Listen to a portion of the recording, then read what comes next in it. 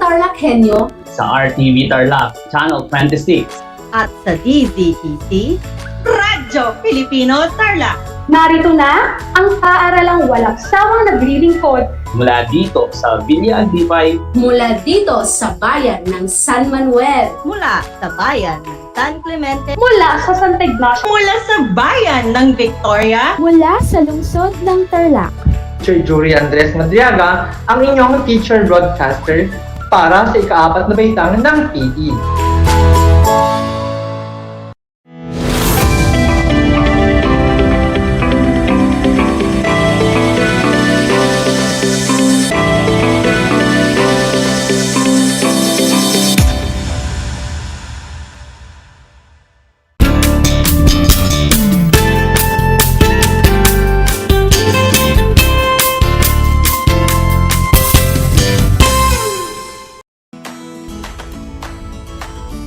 Welcome sa ating Project Shine, Aral TarlakHenyo, SDO Tarlac Province, na kasalukuyang napapanood dito sa RTV Tarlac, Channel 26 at Converge Air Cable 100 at sa bayang napapakinggan sa 8 to 8 AM, DZTC, Radyo Pilipino Tarlac.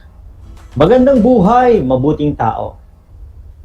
Kamusta kayo mga giliw kong tagapakinig?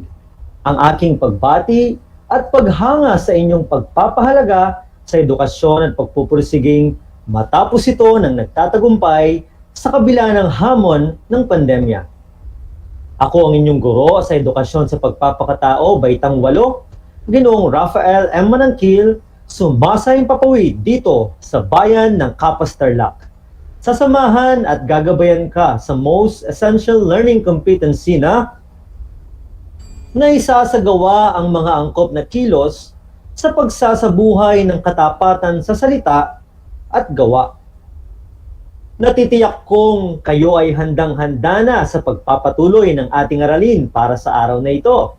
Siguraduhin maging alerto at listo sa anumang impormasyong magbibigay sa atin ng inspirasyon, pag-asa at aral sa buhay na makatutulong sa pagiging mabuting tao. Okay, makikita sa inyong screen mga bata ang larawan ng learner's material na ating gagamitin sa ating talakayan sa edukasyon sa pagpapakatao, Baitang 8. Mangyaring buksan ito sa pahina 314 hanggang 333. Atin munang alalahanin ang ating nakaraang aralin. Ang ating paksang tinalakay ay tungkol sa 7 pinakamahalagang dahilan sa pagsasabi ng totoo. Ano-ano nga ba ang mga ito? Una, ang pagsasabi ng totoo ang natatanging paraan upang malaman ng lahat ang tunay na mga pangyayari. Ikalawa, ang pagsasabi ng totoo magsisilbing proteksyon para sa inosenteng tao upang masisi o maparusahan. Ikatlo, ang pagsasabi ng totoo ang magtutulak sa tao upang matuto ng aral sa mga pangyayari. Ikaapat, mas magtitiwala sa iyo ang iyong kapwa. Ikalima, hindi mo kinakailangang lumikha pa ng maraming kasinungalingan para lamang mapanindigan ang iyong nilikhang kwento. Ika-6, inaani mo ang reputasyon bilang taong yumayakap sa katotohanan at ang panghuli ay ito ang magtutulak sa iyo na makaramdam ng seguridad at kapayapaan ng kalooban. Napakaraming mga dahilan upang ang tao ay magsabi ng katotohanan at maging matapat sa lahat ng oras sa isip man ito at sa gawa. Ngayon, tara at talakayin naman natin ang mga angkop na dapat na ikinikilos upang maisabuhay ang katapatan sa salita at sa gawa. Ang ating paksa ay ang mga angkop na kilos ng pagsasabuhay ng katapatan sa salita at gawa. Ang katapatan ay mahalagang pundasyon sa ating pagkatao. Isa itong katangian upang maging tapat ka sa pakikipagkapwa-tao. Ang pagiging matapat ang nagpapalabas ng katotohanan sa anumang aspekto ng buhay. Mahalaga ang pagsasabuhay ng katapatan. Matatagpuan yan sa Biblia, sa Kawikaan, chapter 11, verse 11. Sabi sa pahayag, kinamumuhian ng Diyos ang gawaing pandaraya. Kanyang kinatutuwaan ang gawaing katapatan. Kay sarap ng pakiramdam kung ang puso ay may malinis na hangarin at ito ay malayo at walang takot. Kapag nagsisinungaling ang isang tao, ay laging naroon ang pangamba sa kanyang puso. Kapag natuklasan ang kanyang ginawang masama, ay naroon ang kahihiyan at kasunod ang kaparusahan. Makaligtas man siya rito sa lupa, ngunit pagdating sa kaharian ng Diyos, nagsasabing, ako na ang bahala sa iyo, anak. Ipinapakita lamang mula sa binanggit nating mga pahayag sa Biblia na kailangan nating maisabuhay ang birtud ng katapatan. Ngayon, mayroon tayong mga ilang angkop na kilos sa pagsasabuhay ng katapatan sa salita at sa gawa. Ano-ano ang mga ito? Halina't isa-isahin natin. Ang ilan sa mga angkop na kilos ng pagsasabuhay ng katapatan sa salita at gawa ay una, isinasabuhay ang kanyang mga sinasabi. Ikalawa, hindi kailanman magsisinungaling. Ikatlo, taglayin ng mataas na pamantayang moral. Ikaapat, ay ang yakapin ang katotohanan sa lahat ng pagkakataon. Ang unang angkop na kilos ay ang isinasabuhay ang kanyang mga sinasabi. Magiging ganap na patapat lamang ang kilos ng isang tao kung tunay niyang isinasabuhay ang kanyang mga sinasabi. May kasabihan nga na action speaks louder than words. You have to walk your talk, ika nga. Isagawa mo ang iyong mga sinasabi. Siguraduhin na kung ano ang sinasabi, iyon ang isasabuhay. Maging totoo ka sa salita, lalo't higit sa gawa. Ang ikalawa ay ang hindi kailanman magsisinungaling. Kailan ba tayo o kayo natutuksong magsinungaling? Hindi ba't kapag nakagagawa ng mali, kahit hindi mo man sinasadya, halimbawa, nakasira kayo ng isang bagay, kapag tinanong kayo halimbawa tungkol dito, sasabihin nyo bang kayo o ang iyong kapatid ang gumawa nito? O magkukunwari kayong hindi ninyo alam kung paano iyon nangyari? Ang matapat na tao ay kailanman hindi magsisinungaling. Hindi kailanman gagawa ng bagay na makasisira sa kanyang pangalan. Hindi siya kailanman kukuha ng bagay na hindi niya pag-aari at hindi manlilinlang o manloloko ng kanyang kapwa sa anumang paraan. Ibig sabihin, lagi niyang isa sa isip ay ang pagkakaroon ng isip sa katotohanan. Ang susunod, taglayin ng mataas na pamantayang moral. Ang bawat tao ay nararapat na magtaglay ng mataas na pamantayang moral para sa kanyang salita at gawa. Maaaring madaling sabihin, ngunit mahirap na ganap na maisabuhay. Mahalaga ang pagiging tapat dahil ito ang batayan ng pagtitiwala na nararapat na umiral sa mga kasapi ng lipunan. Ito ang pundasyon na maaaring magbuklod at magpatatag sa anumang samahan. Hindi kailanman magkakaroon ng pagdududa tungkol sa integridad at pagkakaisa dahil ang birtud ng katapatan ay ang pagpapakita ng tunay na sarili sa ibang tao, sa isip, sa salita, at higit sa lahat, sa gawa na walang halong takot o pag-iimbot. Dumako naman tayo sa ika-4 at huling angkop na kilos ng pagsasabuhay ng katapatan sa salita at sa gawa. Ang yakapin ng katotohanan sa lahat ng pagkakataon. Ito ay batayan ng anumang sibilisasyon at ng lipunan. Ang maging totoo sa sarili at sa kapwa. Ang katotohanan ay nasasalamin sa buhay ng isang taong matapat. Ang taong totoo ay may pag-ako ng kanilang responsibilidad sa kanilang mga gawi at kilos. Kapag sila ay nagkamali, handa nilang aminin at harapin ang kanilang pagkakamali at isiwalat ang buong katotohanan. Mahalaga na sa lahat ng ating iniisip, sinasabi at ginagawa, malaking bagay man ito o maliit, lagi nating sinisiguro na ito ay yumayakap sa katotohanan.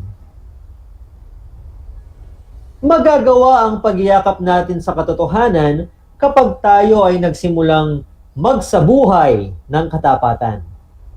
Magagawa natin ito sa pagsisimula sa maliit na bagay. Katulad na lamang ng 3 maliit na huwaran ng asal o behavior patterns sa wikang Ingles na nagpapakita ng 3 malalaki at magkakaugnay na birtud. Ito ay ang decisiveness, openness, and humility, at ang ikatlo ay ang sincerity or honesty. Ang unang birtud ay decisiveness. Gumawa ka ba ng tama at mabuting mga pagpapasya at naninindigan ka para rito? Nakakatakot tumayo ng mag-isa sa isang pasya o paninindigan na tingin mong tama o wasto.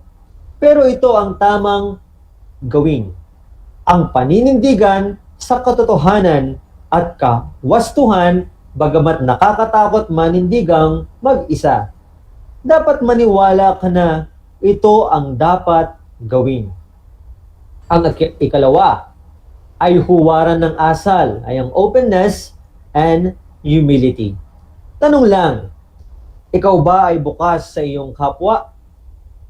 Sa pagbabahagi mo ba ng iyong sarili, sinusiguro mo na ito ay may kalakip na moral na autoridad o moral authority? Ikaw ba ay marunong tumanggap ng pagkakamali? Ang pagiging open o bukas sa ating kapwa ay hindi naman nangangahulugan ng ganap na pagbubukas sa sarili. Ang katapatan ay hindi nararapat na sumasalungat sa pagiging pribado ng buhay ng isang tao. Maaaring mapanatiling pribado ang buhay ng isang tao kung ito ay kanyang nanaisin. May mga pagkakataon kasi na nagagamit ang negatibong katangian o karanasang pinagdaanan o pinagdadaanan na naikwento upang siraan ang isang tao. Kung kaya, mahalagang maingatan sa sarili ang ilang bahagi ng kanyang buhay. Sa kabilang banda, ang pagtanggap ng pagkakamali ay walang masama. Bagkus, ito ay pagpapakita ng pagpapakumbaba. Ang pagtanggap at pag-amin sa kasalanan ay hindi kahinaan, kundi ito ay kalakasan ng isang tao. Kailangan ng lakas ng loob sa pag-amin ng kasalanan. Ang pagtanggap at pag-amin ng kasalanan ay pagpapakita lamang iyon ng katapatan at katotohanan. Ang ikatlong maliit na huwaran ng asal ay ang sincerity or honesty. Ang lahat ba ng inyong iniisip at ginagawa ay sinisiguro ninyong yumayakap sa katotohanan? Kung may sasabuhay ng bawat isa ang kanilang katapatan at yumayakap sa katotohanan, makabubuo ng maayos na ugnayan sa kanilang kapwa. mabubuo ang pagtitiwala ng iba dahil batid nilang buo ang iyong loob na gumawa ng mabuti at tuparin ang iyong ipinangako. Kapag naisabuhay din ng katapatan, makabubuo ito ng pribilehiyo sa iyo na malayang masabi ang lahat ng bagay na mayroong katotohanan. Ang pagsasabi ng katotohanan ay maraming magandang bungang maibibigay sa bawat isa. Kung tapat mong maihahayag ang iyong damdamin at ng ibang tao, malaki ang pagkakataon na mapaunlad ng bawat isa ang kanilang mga sarili. Sabi nga, ang pagsasabi ng tapat ay ang pagsasama ng maluwat. Mahalagang tandaan ang mga sumusunod na konsepto mula sa ating aralin ngayong araw. Una, ang katapatan ay isang bertud na kailangang ipahayag sa ating pananalita at maging sa gawa. Kung tayo ay taong mapagmahal sa katotohanan, pinapahalagahan natin ang kabanalan ng ating sariling pananalita at maging ang ating sariling gawa o kilos. Ikalawa, ang pagsasabi at pagsasakilos ng may katapatan at katotohanan ay nakadaragdag ng integridad ng isang tao. Ito ay nakatutulong na madagdagan ang kredibilidad sa sarili at pagtitiwala ng kapwa-tao. Taas ang tingin ng ibang tao sa iyo kapag ikaw ay tapat sa salita at lalo't higit sa gawa. At ang ikatlo, ang pagkakaroon ng pagmamahal sa katotohanan at katapatan ay batay sa pamantayang moral na kaugnay sa pagbibigay ng kalayaan at kapayapaan sa isang tao. Kapag ang tao ay naging tapat siya at totoo, magkakaroon siya ng kalayaan at kapayapaan sa kanyang sarili. Maiiwasan niya ang hindi pagkakaunawaan sa iba kung isinasabuhay niya ang katapatan at katotohanan. Isang talakayan na naman ang malapit ng matapos. Ako ay masayang-masaya sa ipinapakita ninyong aktibong pakikibahagi sa ating aralin ngayong araw. Higit sa lahat, ang inyong pagmamahal sa edukasyon. Ipagpatuloy ang kagandahang asal na ito, mga anak. Hakbang ito tungo sa katuparan ng inyong mga pangarap sa hinaharap. Sa puntong ito, panahon na upang alamin kung kayo ay may natutunan mula sa ating aralin sa pamamagitan ng munting pagsusulit. Sa lahat ng nanonood sa FB Live, gamitin ang FB chat box para sa inyong mga kasagutan. Ihanda naman ang panulat at sagutang papel sa lahat ng mga nanonood sa telebisyon at nakikinig sa radyo. Magkakaroon tayo ng 5 katanungan.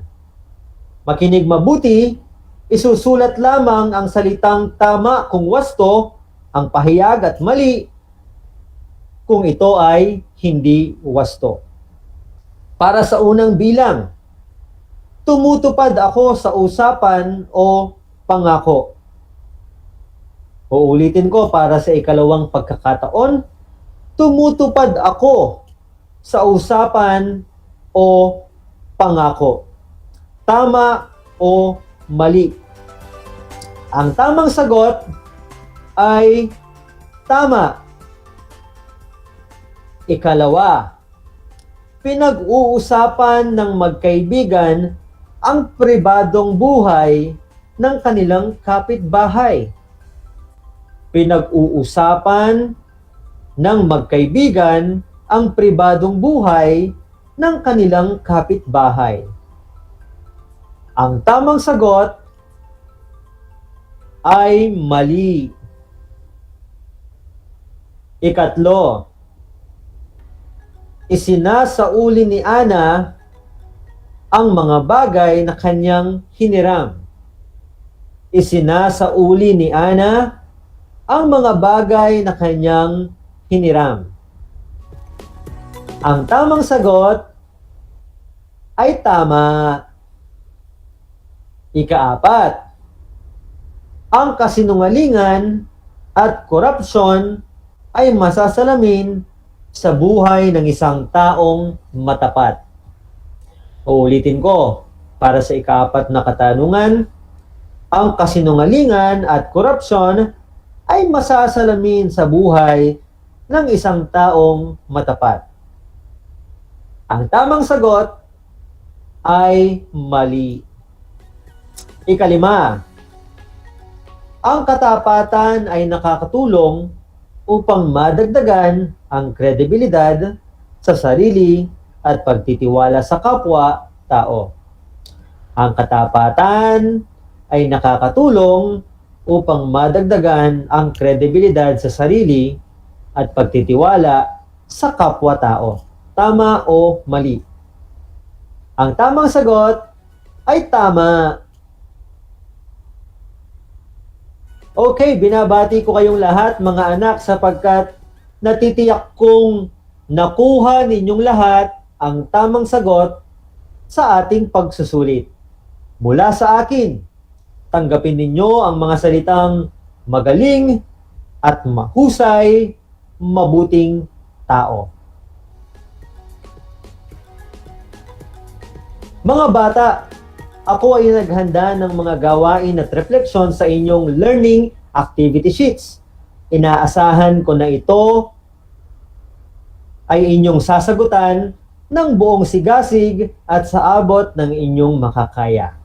Sakali man na kailanganin ninyo ang patnubay ng inyong kapamilya at guro, huwag kayong mag-atubiling sila ay tawagan upang kayo ay magabayan ng tama.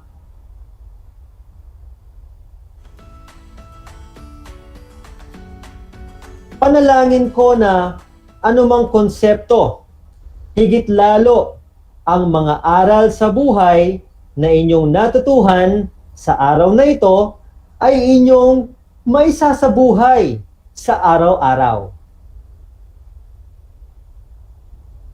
Muli, ako ang inyong guro sa edukasyon sa pagpapakatao, Baitang 8, Ginoong Rafael M. Manangkil, kasama ang manunulat ng script na si Ginang Evelyn A. Ramos na nagpapaalala na piliing maging mabuting tao sa lahat ng panahon at pagkakataon.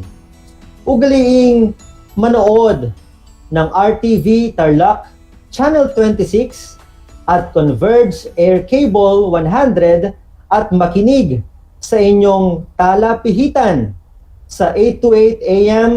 DZTC Radyo Pilipino Tarlac tuwing Lunes at Miyerkules. Ganap na alauna hanggang alauna 25 ng hapon para sa ating mga aralin sa edukasyon sa pagpapakatao, Baitang 8. Piliing maging mabuting tao sa lahat ng panahon at pagkakataon. Hanggang sa muli!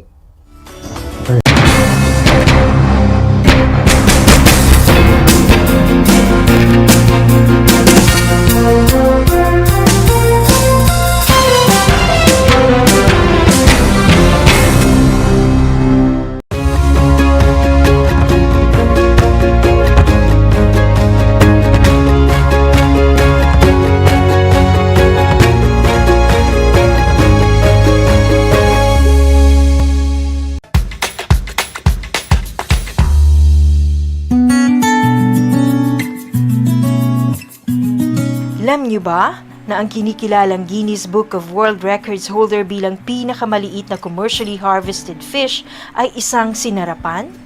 Ito ay matatagpuan lamang sa Pilipinas, sa Lake Buhi sa Bicol River. Isa itong uri ng goby na may transparent na katawan na may sukat na 12.5 mm. Alam mo na, yan ang sinarapan.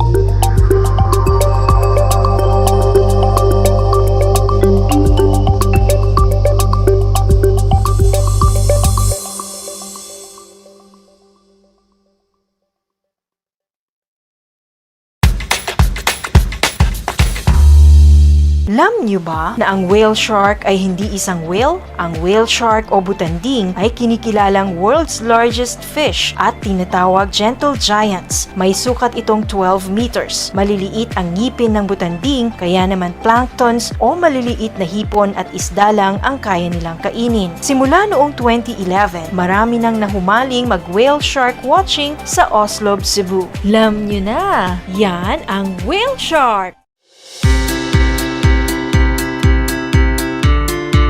Upang matugunan ang mga kinakaharap na pagsubok ng mga guro at mag-aaral sa gitna ng kasalukuyang pandemya, nagsanib tulong sina Congressman Charlie Cojuangco ng unang distrito ng Tarlac, DEPED Region 3 Regional Director Dr. May B. Eclar at Tarlac Schools Division Superintendent Dr. Ronaldo Pozon para sa isang napapanahong proyekto na tinaguriang Project Shine, Aral TarlakHenyo. Ang mga mag-aaral ng Grade 4 at Grade 5, ganon din ang Grades 8 and 9 sa buong probinsya ng Tarlac, kasalukuyang sumasailalim sa radio-based instruction. Katuwang ang himpilang DZTZ 828 kHz AM at RTV Tarlac, Channel 26. Ang Tarlac po nangunguna po ngayon pagdating po sa radio-based instruction. Marami pong humahanga sa atin. I'm very happy this station, itong DCTC, could reach the whole of Region 3. Hindi natin alam, we are contributing. We are creating a very big dent in the history of Philippine education. And I am proud. I am here in Tarlac. This is the noble cause of education in which you and I, without you knowing it, we are bound to do.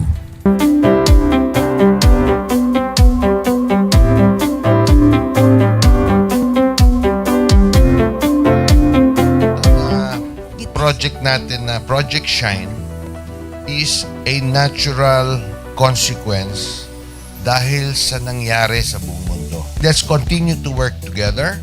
I think it's very Filipino to practice bayanihan in anything or most of the things that we do.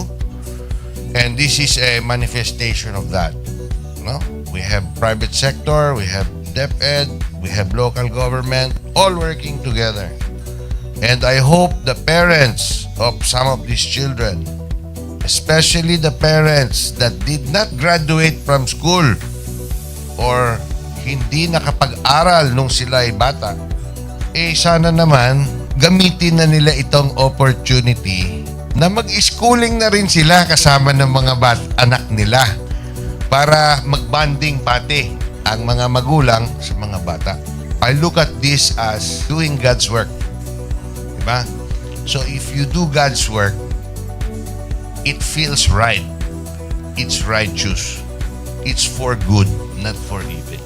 Good morning and happy learning, grade 4. Welcome to Aral TarlakHenyo here on RTV Tarlac, Channel 26. Simulcast over DZTZ 828. Radyo Pilipino Tarlac. I am Teacher Mercy Pacheco Bognot. This is Alistair Aidatu. I am Marie Josephine B. Andrade. I am Teacher Princess Marie M. Dueñas, and I will be your teacher broadcaster for today.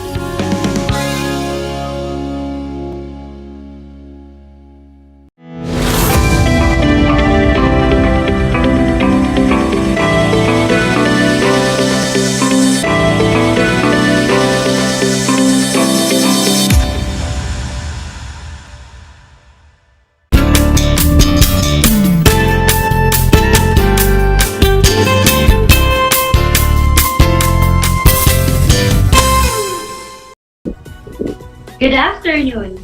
Welcome to Aral TarlakHenyo here on RTV Tarlac, Channel 26.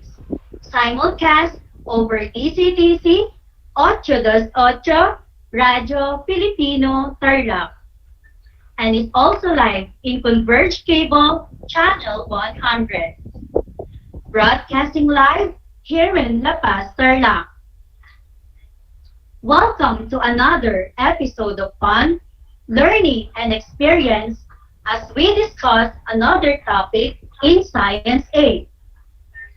I am Ma'am Princess Diana L. Ranquillo, and I will be your teacher broadcaster for today. I know you are all excited to learn, but before we begin our lesson, I want you to prepare your materials, your pen and paper, along with your Science 8 learning modules. For any questions or clarifications about our topic for today, feel free to send me a message at 0916-574-5202. Let me repeat, it's 0916-574-5202. And I will answer all your questions right after the discussion. For those who are watching via Facebook Live, just type in your message at the comment box.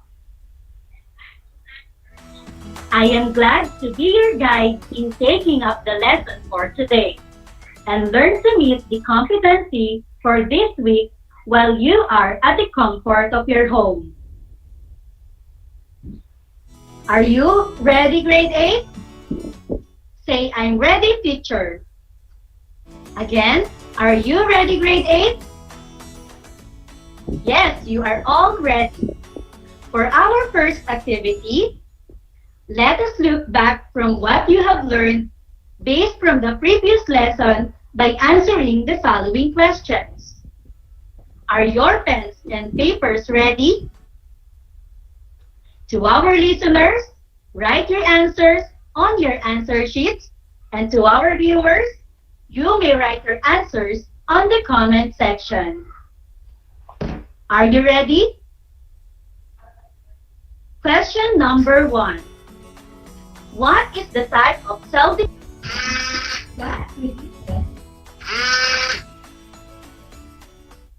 gametes and prepares the organism for fertilization during sexual reproduction? A. Cytokinesis. B. Meiosis. Letter C. Mitosis. And letter D. Karyokinesis. 3 seconds to answer.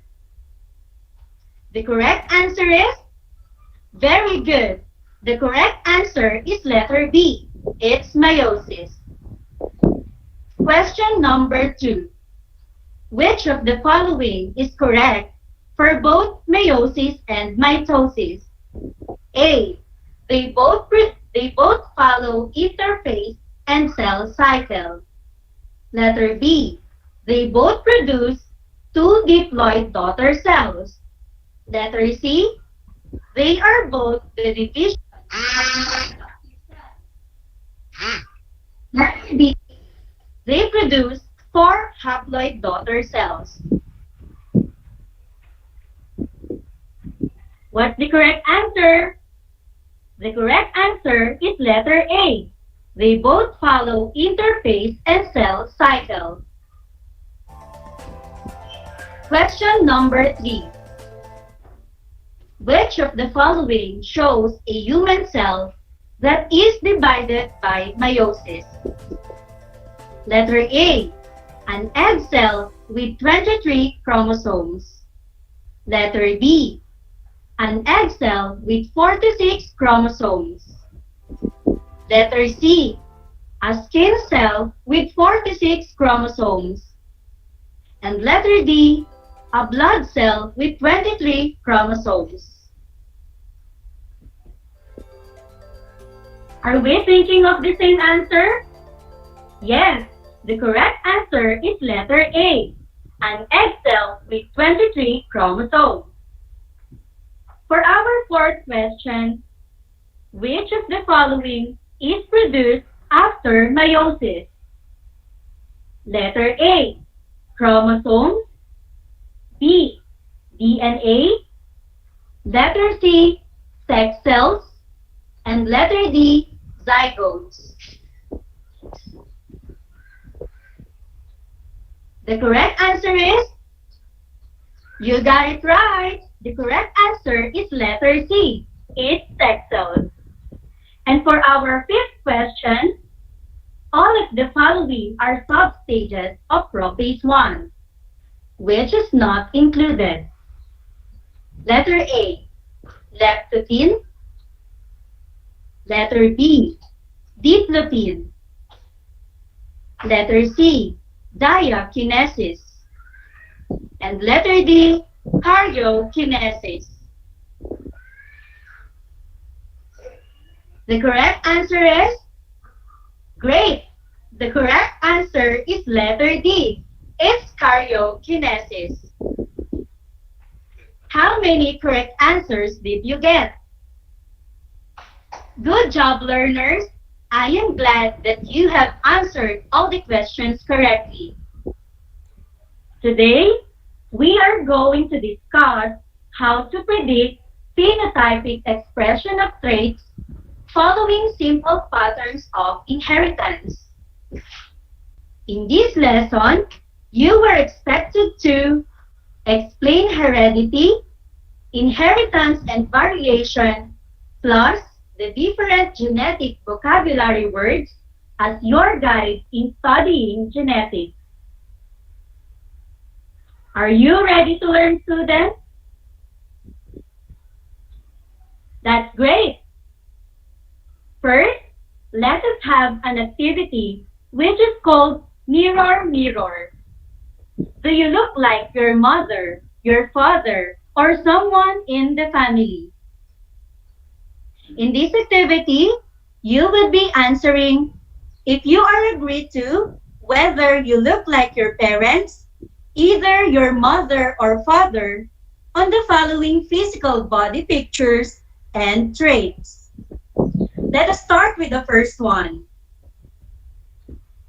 Hair color. Do you look like your mother, your father, or someone in the family? How about for your eye color?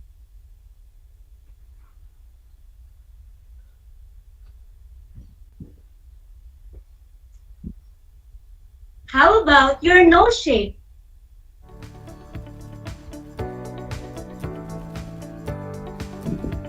What about your height? Are you tall or short? Next, having dimples. Do you have dimples, students? How about your handwriting? And lastly, your skin complexion.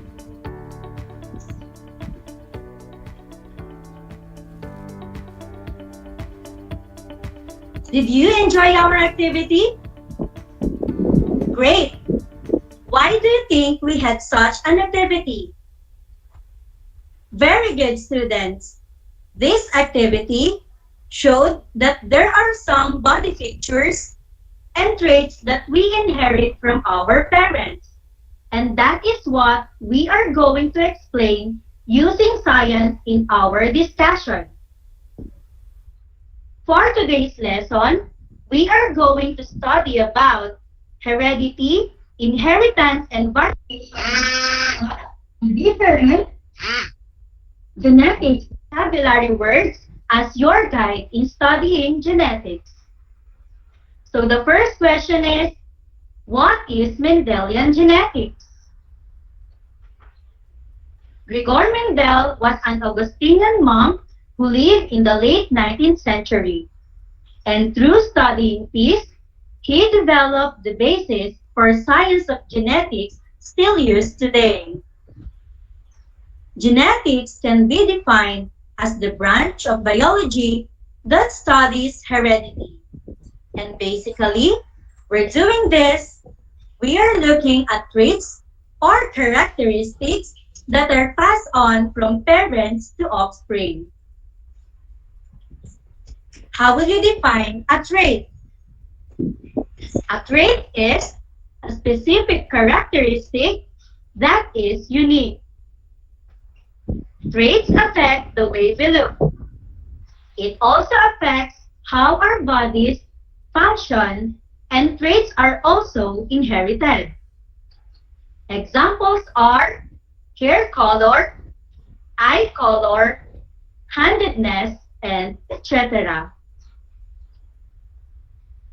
Where do traits come from? Factors that make up an individual come from both parents. The trait information is passed on from generation to generation in the form of genes. When we look at an offspring, like this baby monkey, we see that it resembles to its parents. And one of the reasons that an offspring resembles to their parents, it is because parents pass on genetic material to their offspring in the form of genes. So let us expound what our genes are. Genes are a set of instructions that determine the traits of an organism. Well, a gene is a sequence of DNA which is molecule packaged into thread-like structures called chromosomes. A gene is a specific location on a chromosome that controls a certain trait.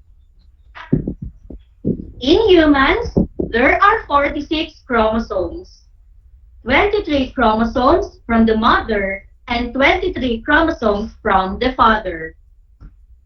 So where do genes come from? An individual needs 2 genes for each trait, 1 gene from each parent. How do genes get their information? A chromosome is a structure in the cell that contains the genetic information. This information is passed on from one generation to the next generation. How about how are genes expressed? Traits are how our genes show, and since traits are formed from 2 genes, they are described by the combination of genes that makes the pair. What is a chromosome now? A chromosome is a structure in the cell that contains the genetic information. This information is passed on from one generation to the next.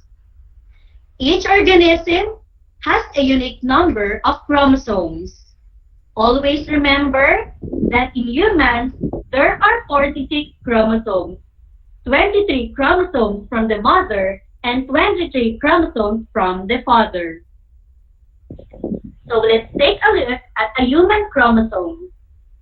In humans, we have 46 chromosomes, or there are 23 pairs. We will be looking at a homologous pair. Homo is a prefix, means the same, and logos means shape. So each chromosome in a homologous pair look very much the same. Each chromosome carries the same sequence of genes controlling the same inherited characteristic. Now, many traits have 2 alternating gene forms we call alleles. So homologous chromosomes can carry the same allele or could carry a different one. Are you learning, students? That's great. So let's continue. Each trait has 2 alternate forms, and these flowers could inherit 2 purple alleles. But in this case, 1 purple and 1 white. When we look at the alleles on how they work together, sometimes one allele actually masks the expression of the other. The allele that covers the other is called the dominant allele, while the covered allele is called the recessive allele. So let's take a look at the trait for earlobes. This earlobe in the picture is what we call the unattached, and this earlobe is called attached. Your earlobe is controlled by 2 alternate forms of an allele. The dominant allele gives you the trait of unattached earlobes, whereas The recessive allele, the one that gets masked or covered, would give you unattached earlobes. So depending upon which alleles you inherit, you'll either have unattached or unattached earlobe. If you get both dominant alleles, one from your mother and one from your father, then you are going to have unattached earlobes. You are pure trait for that. Sometimes, you might get recessive alleles. One recessive allele from each parent, in which case, you don't have any alleles that give you the unattached earlobes. And so that means the only thing you can be and have is the attached earlobe. So our physical appearance is determined by our genes. The term used to describe physical appearance that is observable is called the phenotype. Again, the term used to describe physical appearance, that observable trait, is called the phenotype. The phenotype is the physical description of an organism, while the genotype is an individual's collection of genes. So when our parents pass on genes to us as their offspring, these genes and alleles are helping us to determine what our physical appearance will be manifested in us. Your physical appearance is determined by your genes. Are you learning, grade 8 students? Very good. And for the big ideas for today's lesson, genetics is the study of heredity, wherein heredity is defined as the passing on of traits from one generation to the next. Gregor Mendel was an Augustinian monk who lived in the late 19th century. And through studying this, he proposed and developed the basis for the science of genetics still used today. And there are two types of traits, the dominant trait and the recessive trait. Dominant trait is a trait that is always expressed or shown up, while the recessive trait is the trait that is covered or seems to disappear.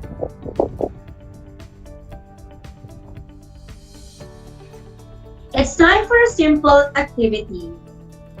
For the instruction, you will be answering 5-item questions, my dear students.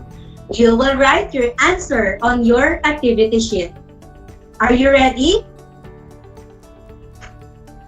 For question number 1, it is a long DNA molecule with part of all the genetic material of an organism. A. Allele, B. Chromosome, letter C. Genetics, and letter D. Heredity. I repeat, it is a long DNA molecule with part of all the genetic material of an organism. A. Allele, B. Chromosome, letter C. Genetics, and letter D. Heredity. The correct answer is, you got it right. The correct answer is letter B. It's chromosomes. Question number 2. Each human body has blank chromosomes. A. 23, B. 46, C. 32, letter D. 64. I repeat, each human body has blank chromosomes. A. 23, B. 46, letter C. 32, and letter D. 64. Are we thinking of the same answer? The correct answer is, you got it right. The correct answer is letter B, 46 chromosomes. Third question. It is a branch of biology that studies heredity. A. Genetics, B. Genes, letter C. Chromosome, and letter D. Allele. I repeat, It is a branch of biology that studies heredity. A. Genetics. B. Genes. Letter C. Chromosome. And letter D. Allele. The correct answer is very good. The correct answer is letter A. Genetics. For our fourth question, it is a set of instructions that determine the traits of an organism. A. Allele. B. Chromosomes. Letter C. Genes. Letter D. Genetics. I repeat, it is a set of instructions that determine the traits of an organism. A. Alleles. B. Chromosomes. Letter C. Genes. And letter D. Genetics. The correct answer is, you got it right. The correct answer is letter C. Genes. And for our fifth question, the allele that covers the other is called the blank. A. Dominant allele. B. Chromosomes. Letter C. Genes. And letter D. Recessive allele. I repeat, the allele that covers the other is called the blank. A. Dominant allele. B. Chromosomes. Letter C. Genes. And letter D. Recessive allele. The correct answer is great. The correct answer is letter A. The answer is dominant alleles.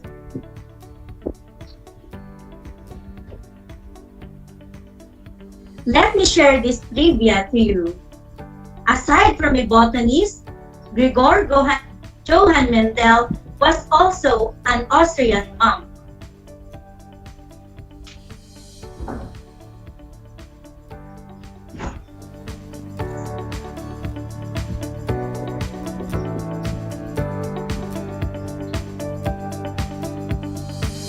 Congratulations, my dear students. You did a fruitful job today. It seems that you really listened very well to our discussion. Before we end this session, I will be giving you an assignment. In your science activity notebook, I want you to research about probability and Punnett square. Again, in your science activity notebook, I want you to research about the probability and Punnett square. We are about to end our session in science for today. I am encouraging all of you to give some feedbacks regarding the flow of our lesson for today. Your feedbacks will be a great help for the next session to come. Stay tuned with us in our next session on Wednesday, June 2, 2021. Just keep on tuning to our radio station, DZTC, Radio Filipino Tarlac. And keep on watching on RTV Tarlac, Channel 26. And it's also live in Converge Cable, Channel 100. I hope you learned a lot today. Once again, this is Ma'am Princess Diana L. Ronquillo, your science anchor teacher for today, saying genetics is about how information is stored and transmitted between generations. Thank you and God bless. See you next time.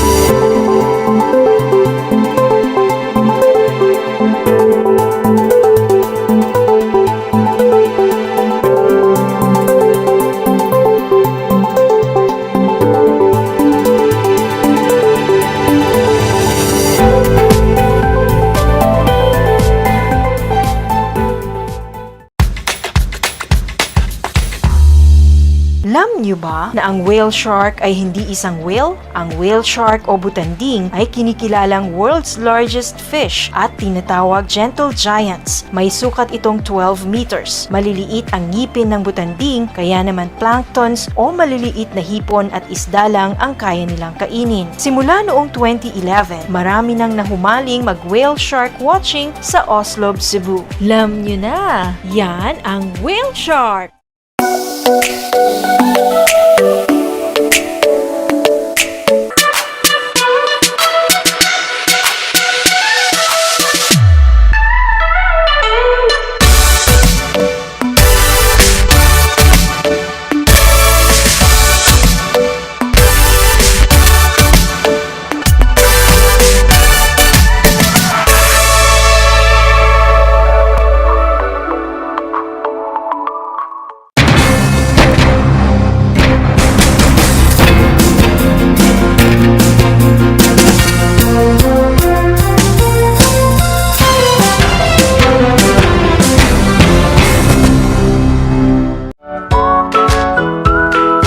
How are you today? Hello, everyone. Hello, learners of Tarlac. Good morning, Mas Talino Grade 4 learners. Welcome to Aral TarlakHenyo here on RTV Tarlac Channel 26. Simulcast over DCTC. Radio Filipino Tarlac. I'm Sir Glenn, your teacher broadcaster. Broadcasting live here at Paniki Tarlac. Remotely here in Concepcion, Tarlac. Live here at Barangay Pedro Elquines, Mayantok, Tarlac. Broadcasting live from Ramos National High School. Your anchor teacher today for grade 9 mathematics. Your partner in education this time of pandemic.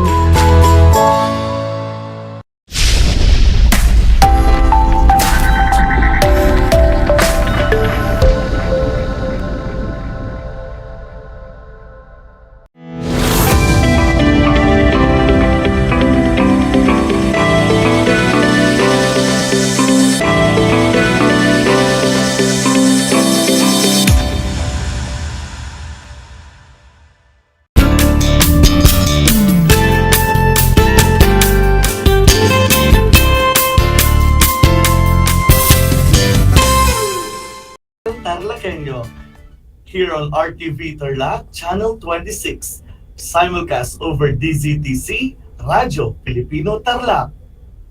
Good day everyone, especially our grade 8 learners. I am Mr. JRP Duldulao, your teacher broadcaster for Mathematics 8. Today is May 31, 2021. Time check, it's already 2 o'clock in the afternoon. Broadcasting live at Tagumbao, Yarona, Tarlac. Before we begin, may I ask you, dear students, to bring out the following: notebook and pen for note-taking, your compendium of notes, and your instructional support for grade 8 for Mathematics grade 8. Hello, our dear students. Welcome to another 25-minute lesson of Mathematics 8. Please be reminded that you may ask questions at the comment section of our Facebook live streaming at DEPED tayo, Tarlac Province. We will give answers to your questions at the end of the lesson. But before we proceed for our discussion for this afternoon, let us have first a short review on our last lesson. Last meeting, Teacher Mary Jane Palara discussed about proves inequalities in a triangle. Always remember, we have 3 theorems in proving triangle inequality, which are the following. Theorem number 1 states that if one side of a triangle is longer than the second side, then the angle opposite the first side is larger than the angle opposite the second. Theorem number 2 states that if one side of a triangle is longer than the second side, then the angle opposite the first is larger than the angle opposite the second. And lastly, theorem number 3 states that if one angle of a triangle is larger than a second angle, then the side opposite the first angle is longer than the side opposite the second angle. Always remember that, my grade 8 learners. Now, Let us walk through our lesson for today. Are you ready now to be with me? Alright, let's start discussing the different angles formed when a parallel lines cuts by a transversal. Kindly turn your compendium of notes on page 15. Transversal line is a line that intersects two or more lines. Again, transversal line is a line that intersects two or more lines. Parallel line in geometry, parallel lines are lines in a plane which do not meet. That is, two straight lines in a plane that do not intersect at any point are said to be parallel. In short, parallel lines are lines that do not meet. Did you get it, my grade 8 learners? Alright, to further familiarize yourselves on how does transversal and parallel lines look like, let us have this illustration. I have here line A and line B. And these two lines are example of parallel lines. And this is the transversal line T, which intersects line A and line B. Under this figure, there are angles formed. And these are exterior angles, interior angles, corresponding angles, alternate interior angles, alternate exterior angles, interior angles on the same side of the transversal, and exterior angles on the same side of the transversal. So, let us define them one by one. Exterior angles are angles formed by transversal situated on the outside of the line. Again, exterior angles are angles formed by a transversal situated on the outside of the line. Interior angles are angles formed in the area between a pair of parallel lines when a transversal line cuts them. Again, interior angles are angles formed in the area between a pair of parallel lines when a transversal line cuts them. Alternate interior angles are two non-adjacent interior angles on opposite side of the transversal. Again, alternate interior angles are two non-adjacent interior angles on opposite side of the transversal. Next, alternate exterior angles are two non-adjacent exterior angles on opposite side of the transversal. Alternate exterior angles are two non-adjacent exterior angles on opposite side of the transversal. Next one, corresponding angles are two non-adjacent angles, one interior and one exterior on the same side of the transversal. Again, corresponding angles are two non-adjacent angles, one interior and one exterior on the same side of the transversal. Exterior and interior angles on the same side of the transversal are angles that are in one of the half planes formed by the transversal. Again, exterior and interior angles on the same side of the transversal are angles that are in one of the half planes formed by the transversal. To further understand these angles formed by transversal, let us have this example. In this illustration, you will see a parallel lines cut by transversal line and the different angles formed represented by numbers 1 to 8. Now, let us determine the different angles formed one by one. Let us start under exterior angles. The exterior angles in the figure are angle 1, angle 2, angle 7, and angle 8. Again, the exterior angles in the figure are angle 1, angle 2, angle 7, and angle 8. Did you get it? Alright, let us continue. Now, let us determine the interior angles. The interior angles are angle 3, angle 4, angle 5, and angle 6. Again, the interior angles are angle 3, angle 4, angle 5, and angle 6. Next, is alternate interior angles. The alternate interior angles in the figure are angle 3 paired to angle 6 and angle 4 paired to angle 5. Again, the alternate interior angles are angle 3 paired to angle 6 and angle 4 paired to angle 5. Next is alternate exterior angles. The alternate exterior angles are angle 1 paired to angle 8 and angle 2 paired to angle 7. Again, the alternate exterior angles are angle 1 paired to angle 8 and angle 2 paired to angle 7. Next one, corresponding angles. Corresponding angles in the figure are angle 1 paired to angle 5, angle 2 paired to angle 6, and angle 3 paired to angle 7, and angle 4 paired to angle 8. Again, the corresponding angles are angle 1 paired to angle 5, angle 2 paired to angle 6, and angle 3 paired to angle 7, and angle 4 paired to angle 8. Now, we have exterior angles on the same side of the transversal. The exterior angles on the same side of the transversal in the given figure are angle 1 paired to angle 7, angle 2 paired to angle 8. Again, the exterior angles on the same side of the transversal are angle 1 paired to angle 7 and angle 2 paired to angle 8. Last but not the least, the interior angles on the same side of the transversal. And these are the angle 3 paired to angle 5 and angle 4 paired to angle 6. Again, the interior angles on the same side of the transversal are angle 3 paired to angle 5 and angle 4 paired to angle 6. Did you get it, my graded learners?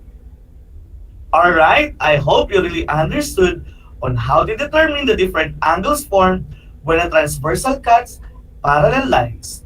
Now, let us discuss the relationship between pairs of angles formed by parallel lines cut by a transversal. Are you ready now? Okay. If two parallel lines are cut by a transversal, then the corresponding angles are congruent. Again, the corresponding angles are congruent. Next relationship, the alternate interior angles are congruent. Again, the alternate interior angles are congruent. Next, the alternate exterior angles are also congruent. Again, the alternate exterior angles are congruent. The interior angles on the same side of the transversal are supplementary. Again, the interior angles on the same side of the transversal are supplementary. The exterior angles on the same side of the transversal are supplementary. The exterior angles on the same side of the transversal are supplementary. Aside from those identified angles formed, we have also this what we call as vertical angles and linear pair. So how is that? Vertical angles are identified as congruent, while linear pair are supplementary. Now, let us solve this problem to explain further the relationship between pairs of angles formed by parallel lines cut by a transversal. In the given problem, our task is to determine the different measures of the missing angles. Let us start. The first problem is, what is the measure of angle 6 if the measure of angle 3 is 60? Again, what is the measure of angle 6 if the measure of angle 3 is 50? The answer for the measure of angle 6 is also 60. Why? Because as you notice in the figure, angle 3 is paired to angle 6, which we considered as alternate interior angles. And under the relationship, alternate interior angles are congruent. Therefore, they have the same measurement. Did you understand? Okay. Let us have the next missing value. The problem is, what is the measurement of angle 5 if the measure of angle 3 is 55? Again, what is the measurement of angle 5 if the measure of angle 3 is 55. As we notice, angle 3 paired to angle 5 are example of interior angles on the same side of the transversal are supplementary. And the relationship of the interior angles on the same side again are supplementary. So when we talk about supplementary angles, we can consider two angles that are supplementary when the sum of their measurement is equal to 180 degrees. Therefore, when angle 3 is 55, angle 5 will be equal to 125. Why? Because 55 plus 125 is equal to 180 degrees. Understood? Alright, let us continue answering our next problem. The next problem is, what is the measurement of angle 4 if angle 8 measures 110? In this problem, angle 4 paired to angle 8 are example of corresponding angles. And we discussed a while ago that corresponding angles are congruent. Therefore, the measure of angle 4 is also 110. Did you get it? Alright, next problem. What is the measurement of angle 7 if angle 2 measures 50? Based on the figure, angle 2 paired to angle 7, and they are considered as an example of alternate exterior angles. And based on the relationship, alternate exterior angles are congruent. Therefore, the measurement of angle 7 is also 50 degrees. Now, our last problem is find the measurement of angle 5 when angle 3 is equal to x and angle 4 is equal to x plus 120. The given problem is a bit tricky, isn't it? But let us analyze it first. As you can see, angle 3 paired to angle 4 formed a linear pair, which we can consider as supplementary angles, and it measures 180 degrees. So, to compute the missing measurement, let us use the equation measures of angle 3 plus measures of angle 4 is equal to 180. In the given problem, the value of the measures of angle 3 is x, while the measure of angle 4 is x plus 120. So by substitution method, our equation will become x plus 120 is equal to 180. Simplifying the problem, it will become 2x plus 120 is equal to 180. Then, by using additive inverse, it will become 2x is equal to 180 minus 120. Then, 2x is equal to 60. And then, dividing both sides by 2, so the value of x is equal to 30. Therefore, measures of angle 3 is equal to 30. In order for us to determine the value of the measurement of angle 4, let us substitute the value of x by 30 in the equation. Measurement of angle 4 is equal to x plus 120. By substitution, it will become measurement of angle 4 is equal to 30 plus 120. Then, measurement of angle 4 is equal to 150. Therefore, the value of angle 3 is 30 and angle 4 is 150. But our problem is to find the value of angle 5. So how is that? Let us check the relationship of each of the angles. What do you think is the relationship of angle 3 paired to angle 4? Very good. They are linear pair. And what about the relationship of angle 4 and angle 5? Excellent. That is correct. Angle 4 paired to angle 5 are example of alternate interior angles. And alternate interior angles are congruent.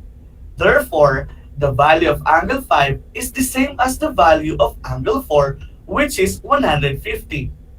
Did you get that? Alright, very good. I hope you really understood our discussion because later we will answer your activity or instructional support located on page 14. Now, because of your outstanding performance, it is your time to shine. But before you proceed to your activity, always remember that transversal line is a line that intersects two or more lines. Parallel lines in geometry, parallel lines are lines in a plane which do not meet.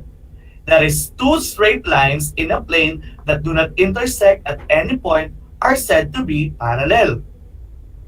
Exterior angles are angles formed by transversal situated to the outside or on the outside of the line. Interior angles are angles formed in the area between a pair of parallel lines when a transversal line cuts them. Alternate interior angles are two non-adjacent interior angles on opposite side of the transversal. Alternate exterior angles are two non-adjacent exterior angles on opposite side of the transversal. Corresponding angles are two non-adjacent angles, one interior and one exterior on the same side of the transversal. Exterior and interior angles on the same side of the transversal are angles that are in one of the half planes formed by the transversal.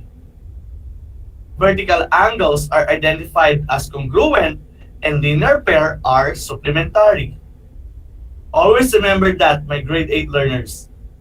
Now, for you to really master our topic for today, let us answer the given activity in your instructional support and kindly turn your instructional support on page 14. So for those students who are listening through radio, kindly bring out any sheet of paper and pen to write your answers. While for those students who are with us in our Facebook Live, you can type your answers in the comment sections and we will check that if your answers are correct. Just write or type your answers only. And I will read the questions twice so that you can understand it. Is it clear, everyone? Alright.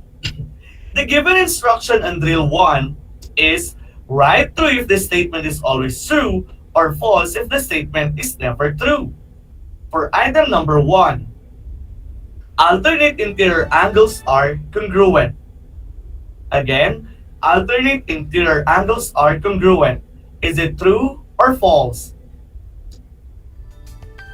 Number 2, corresponding angles are congruent. Again, corresponding angles are congruent. Is it true or false?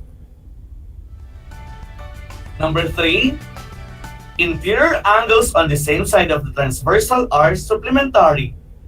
Again, interior angles on the same side of the transversal are supplementary. Is it true or false? Number 4, exterior angles on the same side of the transversal form a linear pair. Exterior angles on the same side of the transversal form a linear pair. Number 5, vertical angles are supplementary.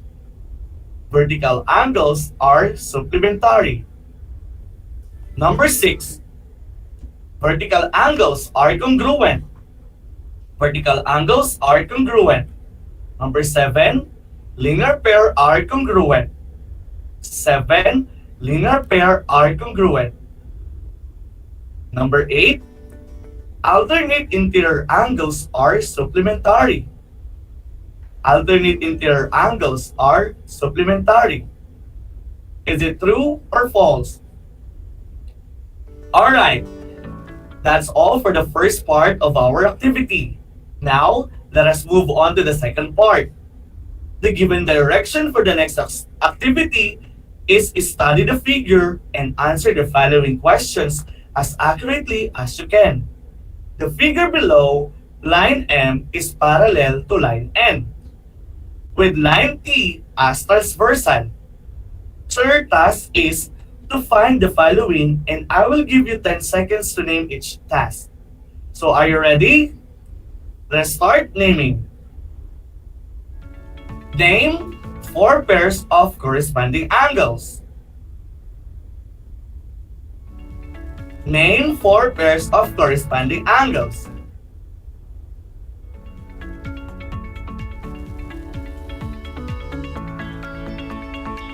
Next, Name two pairs of alternate interior angles. Name two pairs of alternate interior angles.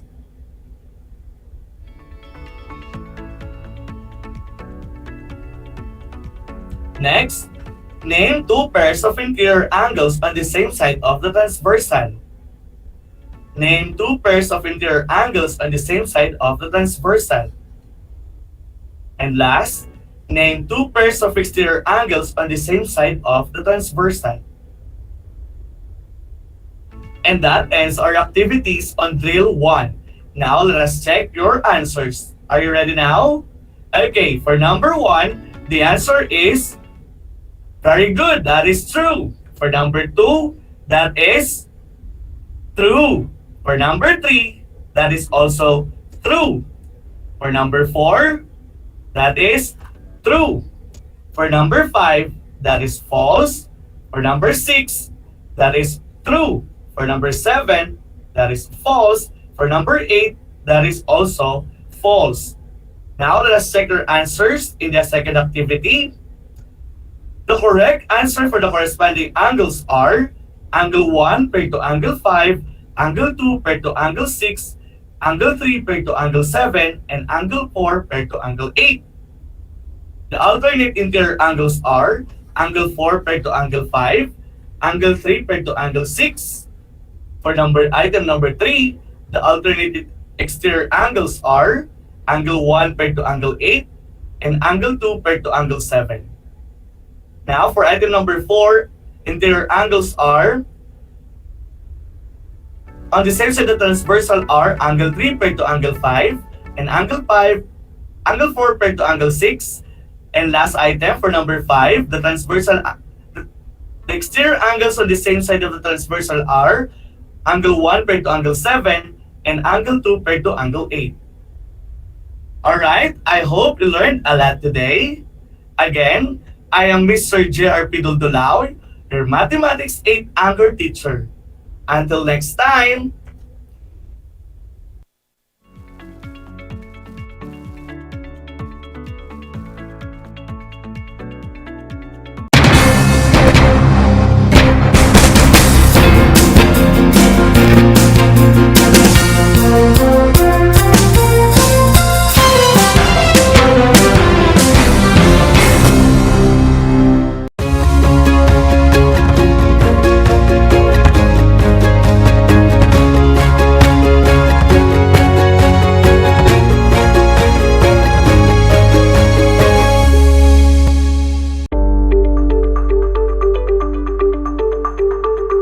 Sa pagnanais na mapigilan ang ating pamahalaan ang pagdami ng bilang ng mga kaso ng COVID-19, binuo ang One Hospital Command Center o OHCC upang mas mabilis na matugunan ang medikal na pangangailangan ng ating mga kababayan. Bukas ang OHCC 24 oras araw-araw. Tumawag lamang sa mga hotline nito sa 0919-977-3333 o 0915-777-7777 o 02-886-50500. Maaari ring i-download ang Pure Force Citizens app sa Android o iOS upang mabilis na matugunan ang sinumang nangangailangan. Layon din ng OHCC na maiwasang mapuno ang kapasidad ng bawat ospital. Kaya't kung ikaw ay kinakailangang tumawag sa OHCC, mabibigyan ka ng libreng preliminary consultation. Para sa mga nangangailangan ng emergency quick response, makikipag-ugnayan ang OHCC sa DOH Bed Tracker at sa mga ospital upang makahanap agad ng pinakamalapit na bakanteng ospital. Ang transportasyon o ambulansya naman ng ospital na inirefer ng OHCC sa pasyente ang siyang susundo sa bahay nito. Kaya't kapag ikaw ay nakakaranas ng anumang sintomas ng COVID-19 o nangangailangan ng agarang tulong medikal, tumawag lamang sa OHCC at handa silang tumulong sa lahat ng oras.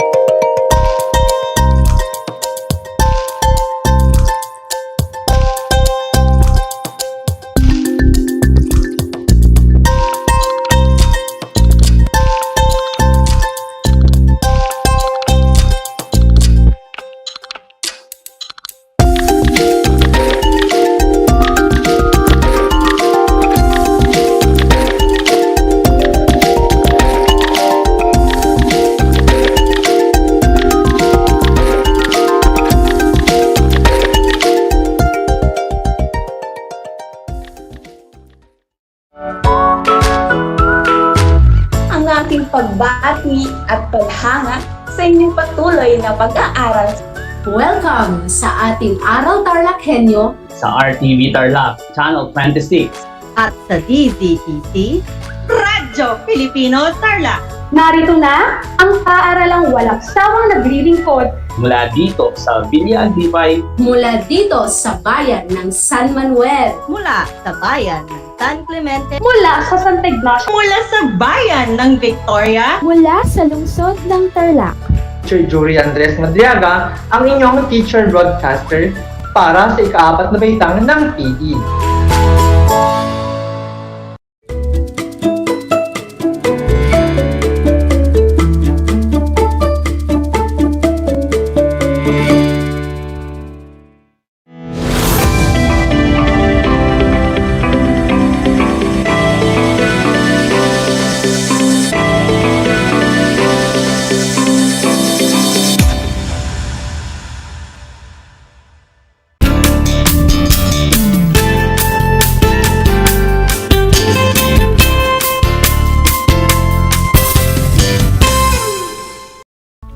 Magandang araw, Tarlac! Magandang araw, mga kapantas! Muling sumasahimpapawid ang Aral TarlakHenyo mula sa RTV Tarlac Channel 26, Channel 100 sa Cable Converge at kasabay na naririnig sa DZTC 828 Radyo Pilipino Tarlac. Ako si Ma'am Saibel, ang inyong teacher broadcaster para sa Pilipino, ika-8 baitang. Ako ay naririnig mula sa San Rafael, Tarlac City via remote broadcasting. Kumusta ang araw ninyo? Naway nasa mabuti kayong kalagayan. Siguraduhin ninyong may laman ang inyong mga sikmura upang maunawaan ang ating aralin sa araw na ito. Siguraduhin nasa komportableng lugar kayo, itabi ang inyong mga module at kwaderno para maitala ang mga mahalagang impormasyon sa ating aralin. Binabati kita dahil sa oras na ito ay magkasama na naman tayo. Patunay lamang ito na ikaw ay patuloy pa ring sumusubaybay sa ating aralin. Tayo'y huminga ng malalim at damhin ang ipinagkaloob sa ating matuto sa bagong aralin sa araw na ito. Handa na ba kayo sa panibagong araw na ito, mga kapantas? Ngunit bago tayo magsimula, kung ikaw ay mayroong katanungan sa ating magiging paksa ngayong hapon, maaari ninyong isend ang mga ito sa numerong 0907-3760-382 at sisikapin kong sagutan bago matapos ang ating talakayan. Sakaling hindi masagot, ay sasagutin ko na lamang ito offline. Bago tayo magpatuloy sa ating bagong aralin, ay balikan muna natin ang tinalakay natin noong nakaraan. Natunghayan natin at napakinggan ang tungkol sa akda ni Francisco Baltasar tungkol sa Florante at Laura, partikular sa babasa nito at kay Celia. Batay sa tinalakay natin noong nakaraan, may katwiran ba si Balagtas sa kanyang kahilingan? Tama ang iyong sagot! Sapagkat dito ay nananawagan siya sa babasa ng kanyang pinagpagurang akda na kung sa simula ay hindi mo mauunawaan, unawain mo itong mabuti at magugustuhan mo rin ito. Gawin ang naisin sa akda, huwag mo lamang babaguhin ang nilalaman nito. Nalaman na natin ang simula ng Florante at Laura. Ngayon, ay makikita natin ang kaugnayan nito sa ating aralin. Kilala ba ninyo ang bandang Silent Sanctuary? Malamang pamilyar kayo sa kanilang mga awitin. Ngayon ay pakinggan natin ang isa sa kanilang mga sikat na awitin na pinamagatang Kundiman, na kung saan ay aawitin ito ng isa sa may pinakamagandang tinig sa Tarlac National High School na si Ginoong Reydo C. Goluyugo. Bigyan natin siya ngayon ng isang masigabong palakpakan.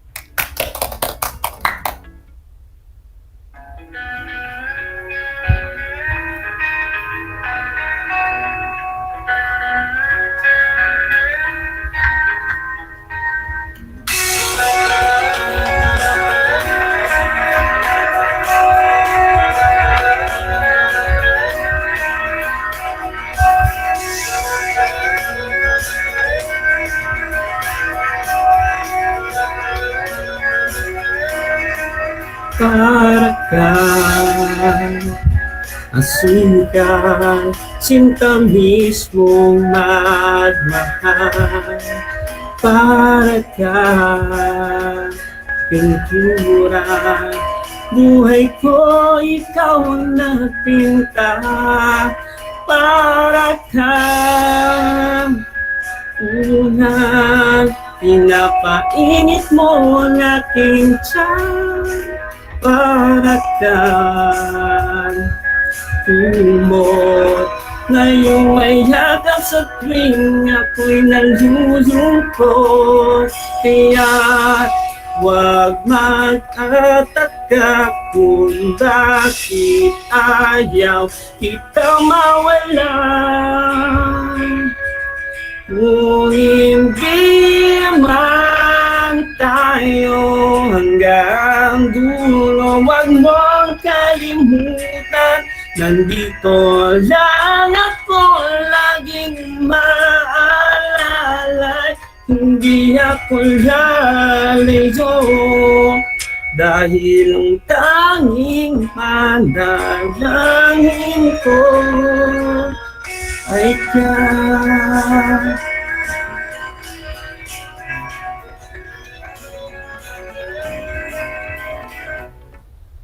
Maraming salamat, Sir Ray W. Yugo. Tiyak kong nagustuhan ninyo ang awiting inyong napakinggan. Batay sa awitin, maaari ba kayong magbigay ng mga nabanggit na matatalinhagang pahayag? I-comment na ito sa ating Facebook.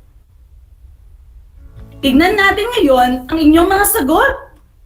Ayan, mula kay Carmela ng Binauganan, sumagot siya ng para kang asukal, sinta mismong magmahal.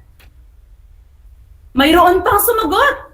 Mula naman kay Daniela ng Tarihi, ang kanyang sagot ay para kang kumot na yumayakap sa tuwing ako'y nalulungkot. Tama! Ipagpatuloy ang inyong masigasig na pakikibahagi sa ating talakayan. Alam niyo ba na ang mga nabanggit ninyo ay mga halimbawa ng matatalinhagang pahayag o tayutay o nagtataglay din ng simbolismo? Iyan ang tatalakayin natin sa araw na ito. Isa-isahin nating ipaliwanag ang kahulugan ng mga iyan upang lubusan nating maunawaan ang ating aralin. Isa sa mga kaalaman sa pagtalakay ng mga ito ay nagbibigay sa bumabasa ng dagdag na kakayahang magbigay kahulugan sa kanyang binabasa. Natutulungan nitong maging masining ang isang pahayag o akda. Isa-isahin natin ang mga kahulugan at halimbawa upang mas lalo natin itong maunawaan. Mayroon akong ipapakita sa inyong mga larawan. Ang larawan ng isang taong nakatayo at larawan ng isang ama. Ano ang inyong napansin sa mga larawan kung atin itong pagsasamahin at kapag nagsama ay makakabuo ng salita? Tama! Magaling ang inyong sagot. Ang nabuo ay salitang tayutay.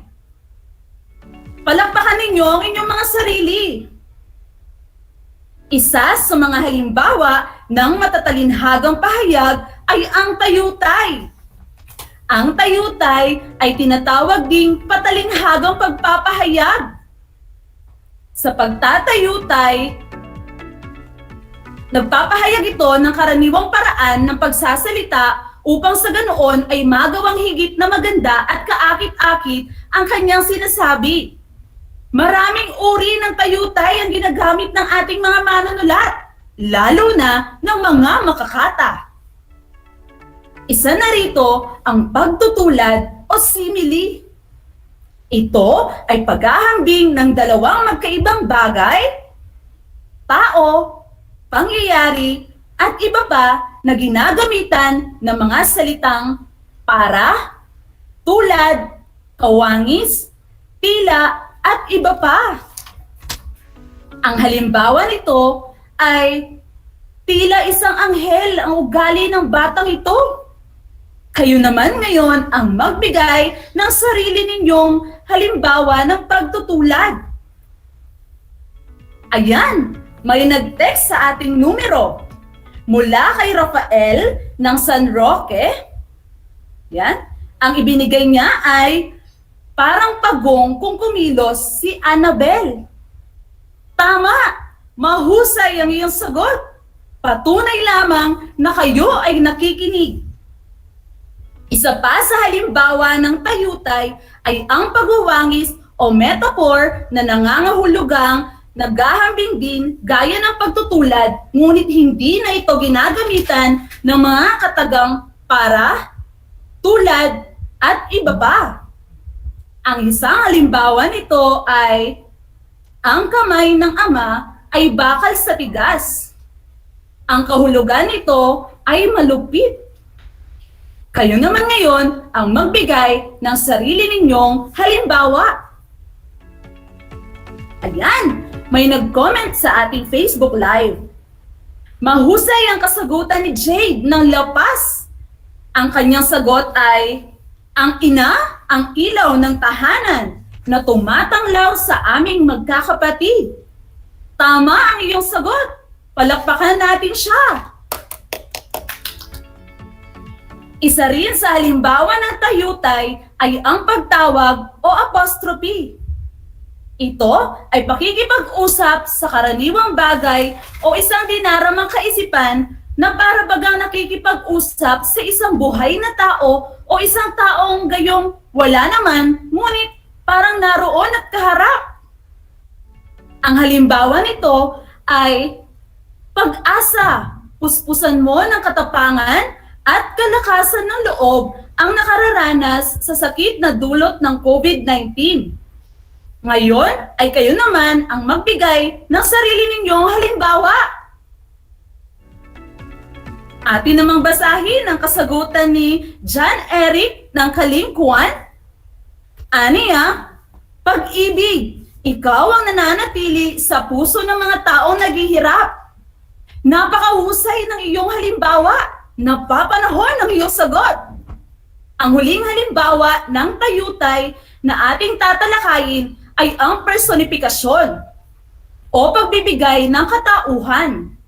Ito ay pagsasalin ng talino, gawi, at katangian ng tao sa mga bagay-bagay sa ating paligid. Ang halimbawa nito ay ang lumuluha ang langit sa nakikitang paghihirap ng mga tao ngayong pandemya. Ngayon ay kayo naman ang magbigay ng sarili ninyong halimbawa. Mula kay Cassandra ng San Nicolas, Tarlac City, ang kanyang halimbawa ay sumasayaw ang dahon sa malakas na ihip ng hangin. Tama! Mahusay ang iyong sagot! Ngayon naman ay ating talakayin ang simbolismo at ang kahulugan nito. Ang simbolismo ay nagsasagisag ng isang ordinaryong bagay, pangyayari, tao o hayop na may nakakabit na natatanging kahulugan. Maaaring ang mga simbolo ay nanggaling sa mga karaniwang simbolo na namana natin sa ating mga nagdaang iba't ibang salinlahi o mga nilikhang simbolo gaya ng mga nilikhang tauhan, bagay o pangyayari ng mga manunulat upang maipahayag o maipabatid ang mga kanilang mga ideya o hangarin na nais marating. Ang halimbawa nito ay ang pusang itim na nangangahulugang malas o may mangyayaring hindi maganda. Ang kalapati na nangangahulugang kapayapaan, kalayaan, at pagkakaisa. Ngayon naman ay kayo ang magbigay ng sarili ninyong mga halimbawa ng simbolismo. Ayan, mula sa text ni Queenie ng San Rafael, binigyan niya ng kahulugan ng simbolismong kulay itim na nangangahulugang kadiliman at kalungkutan. Ayon naman kay Bea ng Matatalaib, ang kanyang sagot ay binigyang simbolismo ang hayop na ahas na nangangahulugang taksil o traidor. Magaling! Tama ang inyong mga sagot! Kung gayon ay magkakaroon tayo ng gawain mula sa tinalakay nating akda noong nakaraan. At ito ay mula sa panimula ng Florante at Laura na may pamagat na sa babasa nito. Tukuyin ang mga matatalinhagang pahayag at simbolismo na ginamit o makikita sa ating akda. Aking babasahin ang bawat saknong ng ating susuriin. Pagkatapos ay isulat ang sa inyong sagutang papel ang inyong mga kasagutan at maaari natin itong iwasto mamaya kung may oras pa o maaari rin itong ipasa sa aking messenger, Saibel Banyaga Enobay, at akin itong iwawasto. Gayon din ay maaari din itong ipasa sa inyong mga guro sa Filipino, sa ika-8 baitang. Ang ating gawain ay magsisimula na ngayon. Babasahin ko ang una hanggang ika-6 na saknong. Habang ako ay nagbabasa, ay inyong sinusulat ang inyong mga kasagutan. Salamat sa iyo o nanasang irog. Kung halagahan mo, ito'y aking pagod. Ang tula may bukal ng bait na kapos, pakikinabangan ng ibig tumarok. Ayan, maaari nga nang piliin ang mga matatalinhagang salita o simbolismo na tinalakay natin kanina kung mayroon kayo nakikita sa unang saknong. Sa ikalawang saknong naman, kung sa biglang tingi, bubot at masaklap, palibhasa'y hilaw at mura ang balat. Ngunit kung namnamin ang salamang lasa, masasarapan din ang babasang pantas. Ayan ang ating ikalawang saknong. Maaari ka nang maglista o magtala sa iyong kwaderno ng mga sagot. Para naman sa ikatlong saknong, di ko hinihinging pakamahalin mo. Tawan at dustain ang abang tula ko. Gawin ang ibigit, alpay nasa iyo. Ay huwag mo lamang baguhin ang berso. Para naman sa ikatlong saknong, piliin ninyo ang matatalinhagang salita, mga tayutay, o mga simbolismo na ginamit sa akda. Yan. Para naman sa ika-4 na saknong, kung sa pagbasa mo'y may tulang malabo, bago mo hatulang katkatin at lipo, pasuriin mo na ang luwas at hulo at makikilalang nalinaw at wasto. Ayan naman ang ating ika-4 na saknong. Maaari mo nang ilista ang mga sagot. Para naman sa ating ika-5 berso o ika-5 saknong, ang may tandang letra, alinmang talata, di mo mawatas at malalim na wika, ang matay tingin sa dakong ibaba, buong kahulugay mapag-uunawa.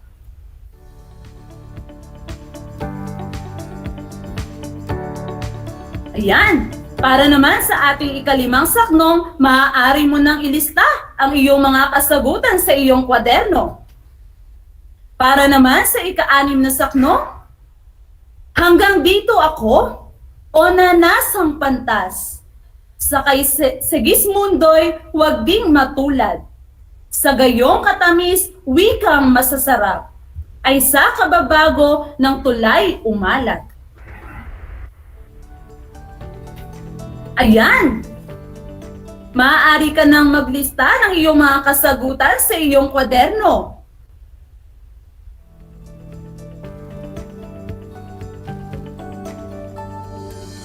Tandaan, maaari mong ipasa ang iyong mga sagot sa ating Facebook Lives. Maaari lamang mag-comment, maaaring isend sa aking messenger, at maaari ring i-text sa aking numero 0907-3760-382. Ngayon ay tignan natin ang mga sagot. Ayan, mula kay Zairine ng San Vicente, Tarlac City. May mga kasagutan siyang Andali lang, magbasa po tayo ng mga sagot. Sa gayong katamis, wikang masasarap, mahusay sa rin. Magbasa pa tayo ng mga kasagutan. May mga nag-comment po at may nagtitext sa ating numero. Ayan.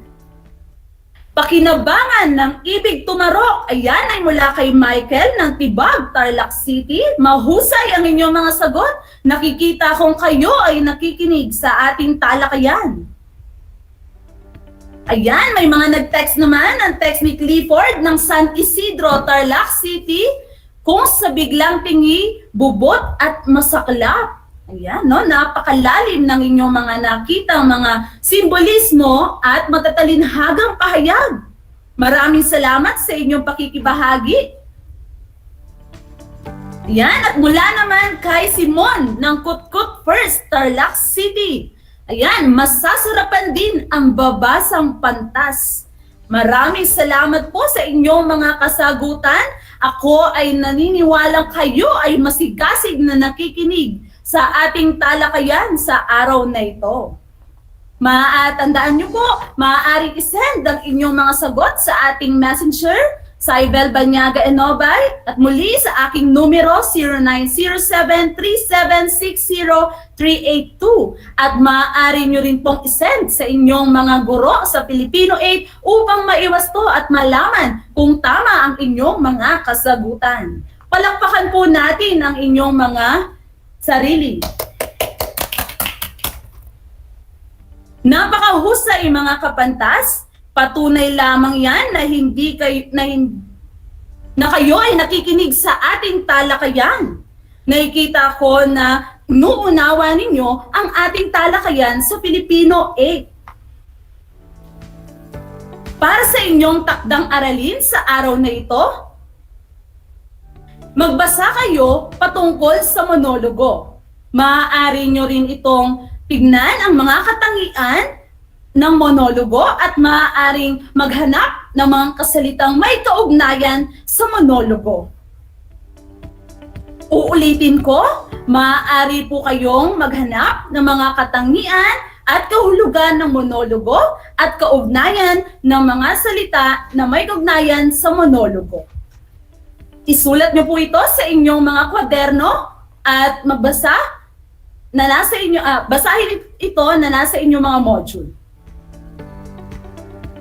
Kung mayroon kayong mungkahi, mensahe, o nais linawin sa ating mga aralin, ay maaari niyo po itong i-text sa akin sa aking numero. Uulitin ko po, kung mayroon kayong mungkahi, mensahe, o nais na linawin sa ating mga aralin, mangyari lamang na magmensahe sa ating Facebook Live at malugod ko po itong sasagutin. Kaya't siguraduhin lamang na nakasubaybay kayo. Ito ang Aral TarlakHenyo mula sa RTV Tarlac Channel 26, Channel 100 sa Cable Converge at kasabay na naririnig sa DZTC 828 Radyo Pilipino Tarlac. Ako si Ma'am Saibel Banyaga Enobay, ang inyong teacher broadcaster para sa Pilipino Ikawalong Baitang, kasama si Sir James Domingo bilang presenter na nag-iiwan ng mga katagang walang ligaya sa lupa na hindi dinilig ng luha. Ang pag-aaral ng mabuti ang susi sa ating magandang kinabukasan. Hanggang sa muli, paalam!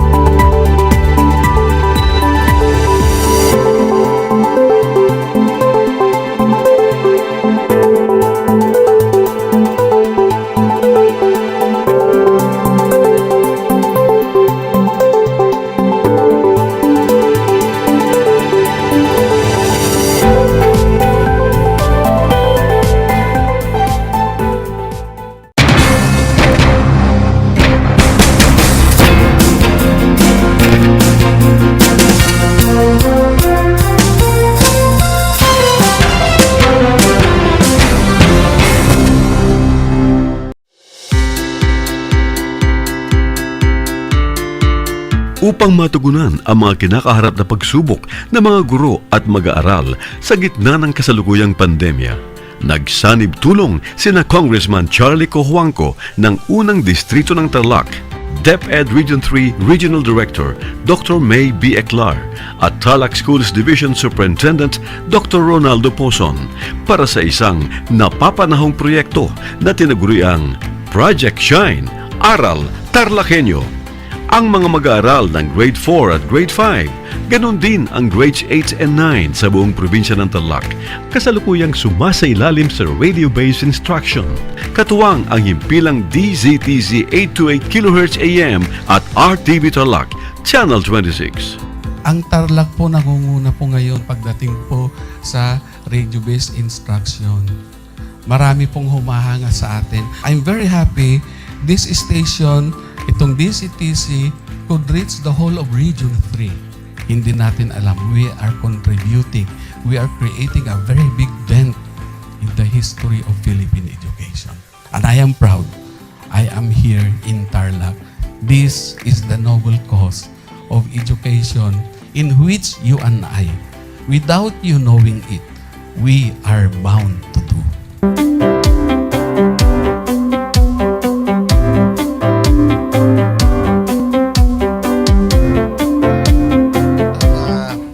Project natin na Project Shine is a natural consequence dahil sa nangyari sa buong mundo. Let's continue to work together.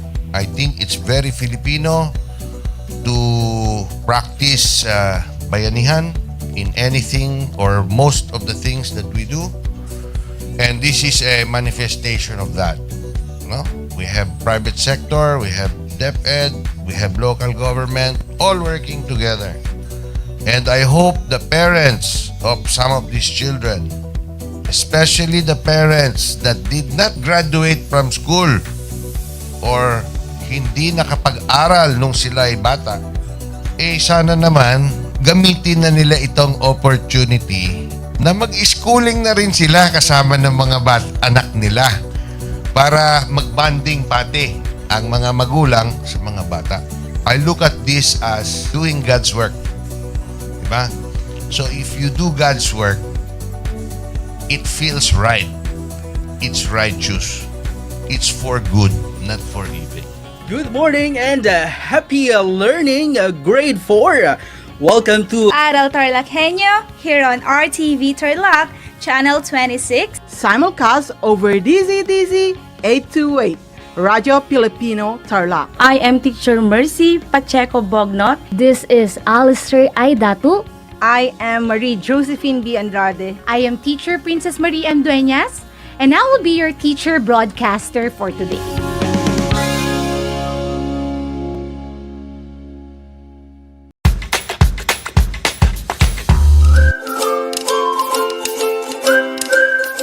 Alam niyo ba na ang jeep ay ang pinakasikat na uri ng transportasyon sa Pilipinas? May nagsasabi na ang pangalang jeep ay hango sa salitang jeepy na ang ibig sabihin ay general purpose or government purpose na naglalarawan ng military jeep na ginamit noong World War II. Pagkatapos ng digmaan, iniwan na ng mga sundalong Amerikano ang libu-libong jeep sa kalsada ng Maynila. Ang matibay at makulay na jeepney nga raw ay truly mestizo dahil sa half local at half foreign na katangian nito. Alam nyo na, yan ang jeepney!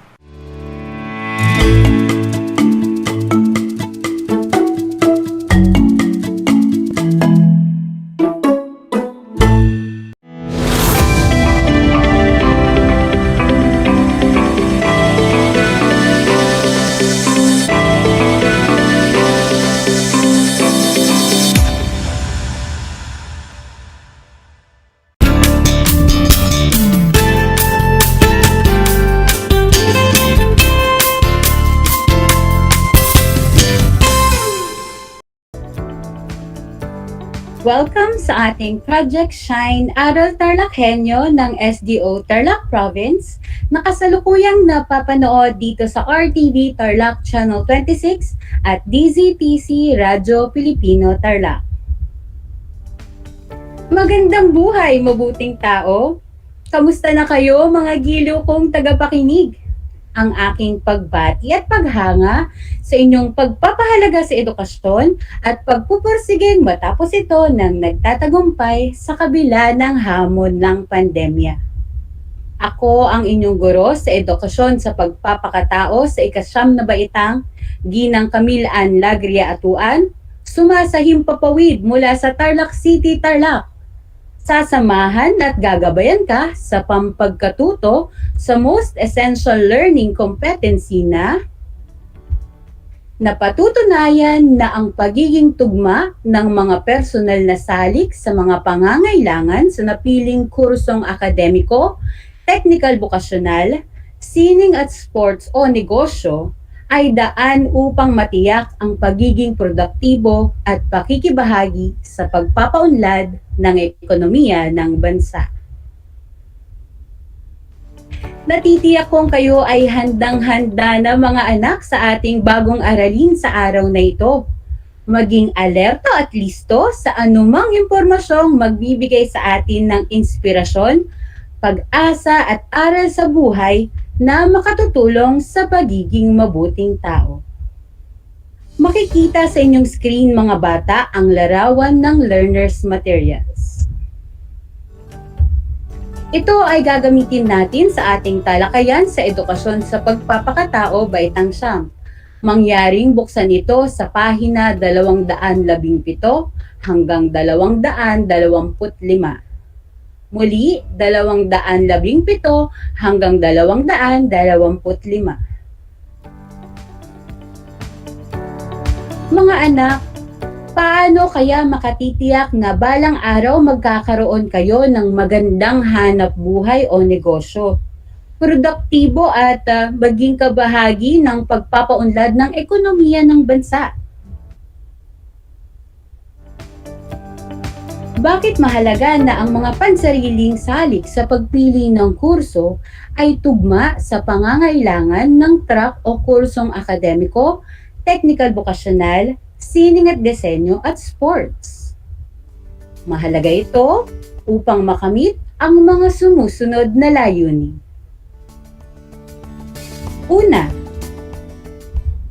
pagkakaroon ng makabuluhang hanap buhay. Dito, hindi lamang makatutulong na maiangat ang antas ng iyong buhay dahil sa magandang kita o sweldong kalakip nito, kundi pati na rin ang halaga ng pagkamit ng iyong kaganapan mula sa kasiyahang nakukuha at pagpapahalaga sa iyong paggawa. Mas lalong naibibigay ang iyong kahusayan dahil ang talento, kasanayan, at interes ang iyong puhunan. Marahil may kilala kayong tao o kapwa nating Pilipino na nagtagumpay na sa buhay. Ngunit nais kong magbahagi sa inyo ng isang tao na mayroon talaga namang kinikilalang pwesto sa ating lipunan. At siya ay nagtagumpay sa kanyang buhay bilang isang negosyante. Si Manuel Bamba Villar o mas kilala natin bilang Manny Villar ay isang politiko at negosyante na ipinanganak noong Desyembre 13, 1949 sa Moriones, Tondo, Maynila at kabilang siya sa listahan ng mga pinakamayamang Pilipino ng Forbes Asia noong October 2007. Siya ang ikalawa sa 9 na anak ni Corita Bamba, isang seafood dealer, at Manuel Montalban Villar Sr., isang empleyado ng gobyerno. Nagsimula siyang magtrabaho sa murang edad bilang katulong ng kanyang ina sa pagtitinda ng pagkaing dagat sa Divisoria. Sa kanyang pagsusumikap, ay siya na rin ang nagpaaral sa sarili. Nagtapos siya ng elementarya sa Holy Child Catholic School noong 1962 at high school sa Mapua Institute of Technology noong 1966. Isa na rin siyang working student pagdating ng kolehiyo bilang seafood trader. Pagkatapos ng ilang taon ay nakapagtapos rin siya ng undergraduate at master's degree sa Business Administration at Accountancy sa Universidad ng Pilipinas. Sinubukan niyang magtrabaho sa prestihiyosong Sisip Gores Velayo and Company o SGV and Company at umalis din kinalaunan upang ipagpatuloy ang kanyang negosyong seafood delivery. Nagkaroon din siya ng negosyo sa construction at pagbebenta ng bahay at lupa. Simula noon ay itinuring siyang haligi ng industriya ng real estate sa Pilipinas. Ano sa palagay ninyo ang pansariling salik na naging gabay ni Ginoong Manny Villar upang makamit niya ang tagumpay bilang isang negosyante? Kung ang sagot mo ay kasanayan o skills, talento at interes, ikaw ay mahusay. Paano siya nagkaroon ng makabuluhang hanap buhay? Si Manny Villar ay nagtrabaho bilang katulong ng kanyang ina sa paghahatid ng mga seafood sa Divisoria. Noong siya ay nasa kolehiyo, naging working student bilang isang seafood trader. Dahil sa kanyang pagsusumikap, natapos rin niya ang kursong Business Administration at Accountancy at nakapagtrabaho sa Sisip Gores Velayo and Company na isang prestihiyosong kumpanya. Mga anak, bago tayo magpatuloy sa ating talakayan sa araw na ito, mayroon ba kayong katanungan? Maaari ninyong isulat sa comment box sa ating FB Live at asahan ninyo na kayo ay sasagutin ng inyong mga guro. Dumako naman tayo sa ikalawang layunin o pagiging tugma ng mga pansariling salik sa napiling track o kurso. At ito ay, ang produktibong manggagawa ay masasabing isang asset ng kanyang kumpanya o institusyon na kinabibilangan. Katulong siya sa pagpapaunlad ng mga programa at adhikain ng kanyang pagtatrabahuhan tungo sa sama-samang paggawa.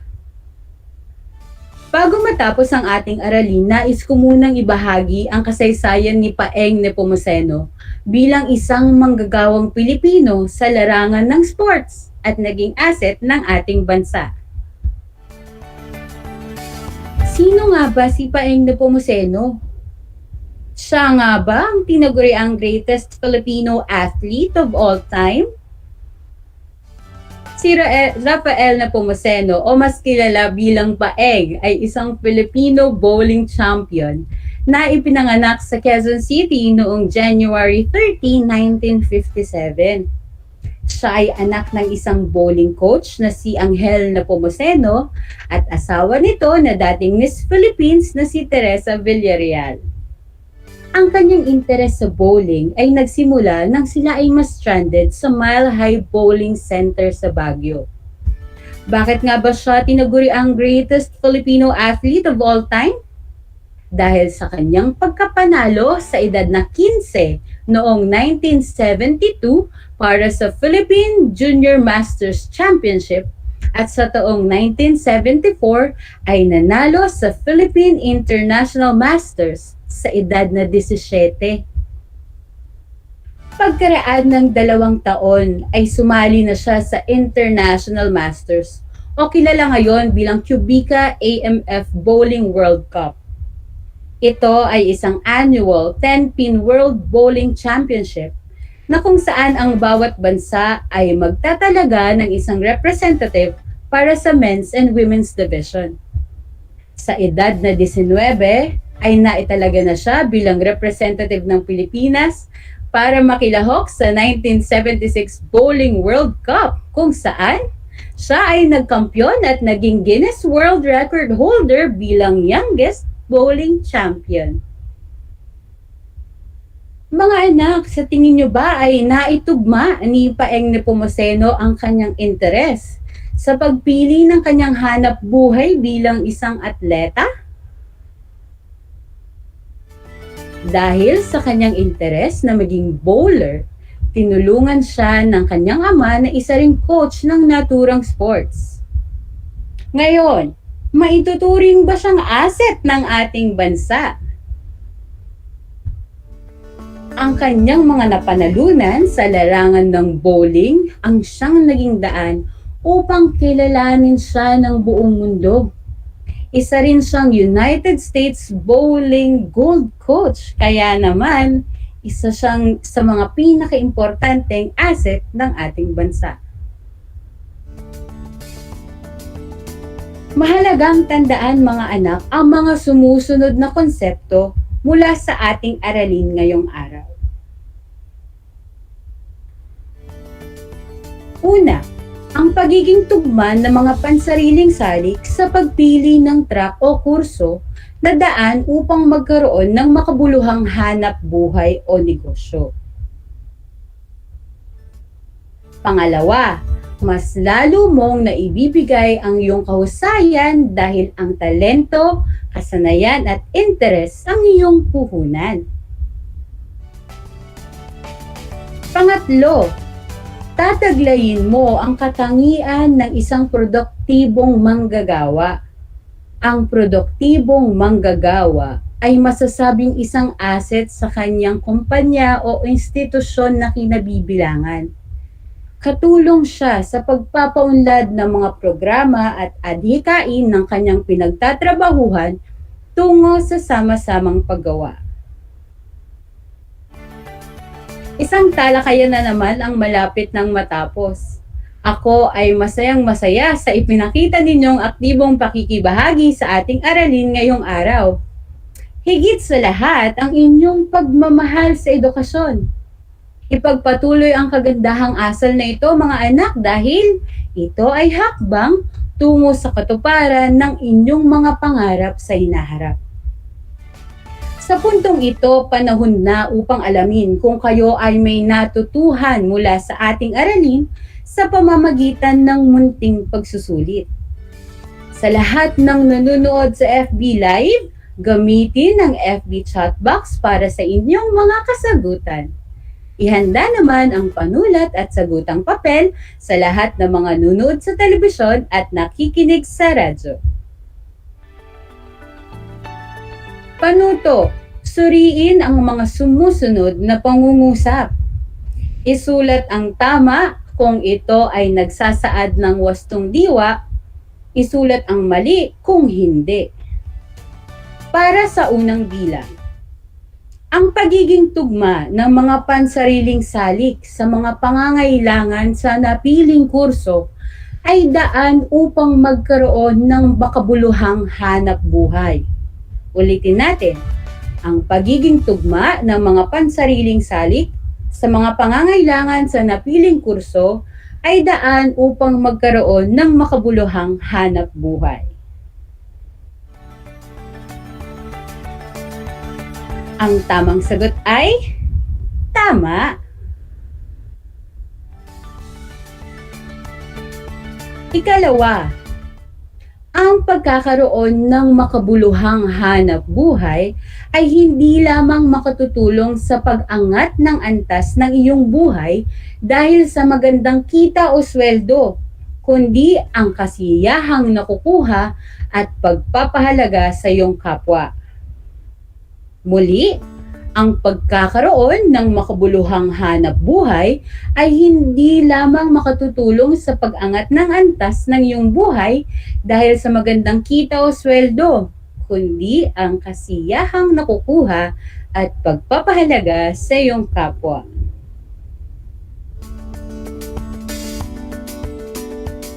Ang tamang sagot ay tama.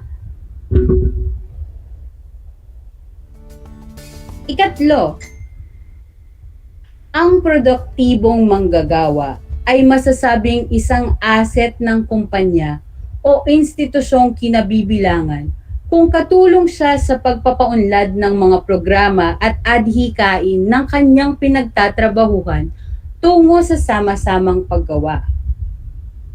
Ang produktibong manggagawa ay masasabing isang asset ng kumpanya o institusyong kinabibilangan kung katulong siya sa pagpapaunlad ng mga programa at adhikain ng kanyang pinagtatrabahuhan tungo sa sama-samang paggawa.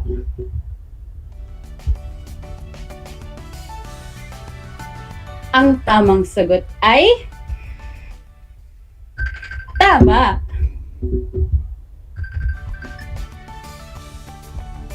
Ika-4, nakapagtapos si Ginoong Manny Bamba Villar ng kursong Business Administration at Accountancy dahil sa isa siyang mayaman. Nakapagtapos si Ginoong Manny Bamba Villar ng kursong Business Administration at Accountancy dahil sa isa siyang mayaman.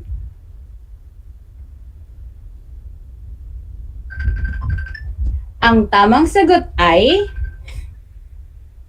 mali, sapagkat siya ay isang working student bilang seafood trader noong kolehiyo pa lamang. Nagsumikap siya hanggang makapagtapos at makapasok ng trabaho sa isang prestihiyosong kumpanya.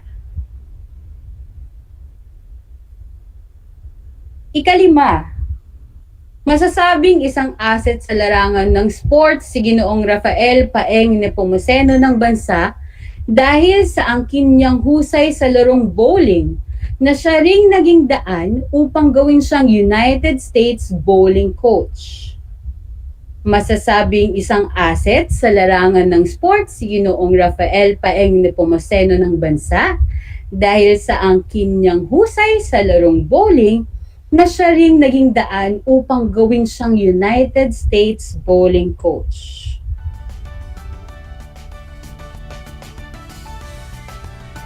Ang sagot ay tama.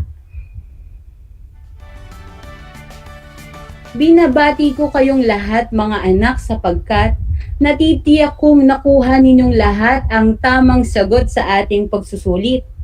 Mula sa akin, tanggapin ninyo ang mga salitang magaling at mahusay, mabuting tao.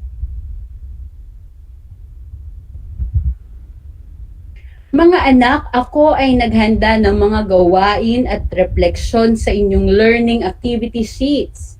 Inaasahan ko na inyong sasagutan ng buong sigasig at sa abot ng inyong makakaya. Sakali man na kailanganin ninyo ang patnubay ng inyong kapamilya at guro, huwag kayong mag-atubiling sila ay tawagan upang kayo ay magabayan ng tama.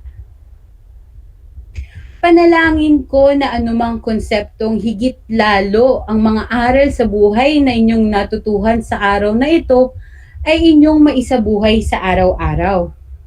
Bago ako magpaalam, hayaan niyo munang bigyang diin ko sa inyo ang kahalagahan ng pagpili ng kurso o track pagdating sa senior high school. Mga anak, kayo ngayon ay nasa ika-9 na baitang. 1 taon na lamang at kayo ay tutungtong na sa senior high school. Mahalagang isa-isip at isa-puso ang pagpili ng tamang kurso dahil ito ang magiging hakbang para sa katuparan ng inyong mga pangarap. Muli isang paalala, alamin mo kung sino ka. Simulan mo sa self-assessment. Alamin ang iyong talento. Saan ka ba natural na magaling? Magaling ka ba sa sayaw? Magaling ka ba sa kanta? Natural bang magaling kang makipag-usap o magpayo? Magaling ka bang magbenta? Pwedeng ito ang talento mo. Alamin mo kung saan or ano ang mga kasanayan na meron ka. Pwedeng meron kang people skills o yung kakayahan na makipag-usap sa ibang tao, makapagkumbinse, kakayahan na makapaghikayat ng ibang tao, kakayahan na maramdaman kung ano ang nararamdaman ng iyong kapwa. Pwede ring meron kang data skills, kakayahan na mag-organisa, mag-ayos, magmanipula ng mga numero, o simpleng pag-file ng mga folder, pag-a-alphabetize, hindi ba? At simulan mo tong data skills na to sa pag-ayos ng iyong mga aralin sa taong ito. Pwede rin na meron kang things skills. O ito yung kakayahan na kung saan na meron tayong kasanayan na mag-ayos ng mga bagay-bagay. Yung tinatawag nating troubleshooting. Kung baga, kung ngayon naghahangang cellphone mo, alam mo dapat paano ayusin ito. Kung sakaling nagpiprint ka, na-stuck yung papel dun sa printer mo. Alam mo kung paano manipulahin para matanggal ang paper jam. Kung masakit ang ulo mo, diba? Tatakbo pa tayo sa mga nanay natin, pero importante alam natin anong pwede nating gamot na inumin. Dapat alam din natin ang first aid basics dahil kasama din ito sa data skills. Higit sa lahat mga anak, dapat mayroon kayong idea skills o yung mga kasanayan na kung saan kaya mong i-express kung ano ang iyong nararamdaman. Tandaan ninyo mga anak, sa bawat salitang bibitawan ninyo mula sa inyong mga bibig, nagbibigay kayo ng kabahagi ng inyong pagkatao. So kung sa workplace, sa magiging career na pipiliin ninyo, no? Yung mga taong kayang mag-express ng kanilang mga ideas, lalo na yung mga bago, yung mga unique, yung mga kakaiba na wala pang nakarinig kung sino man.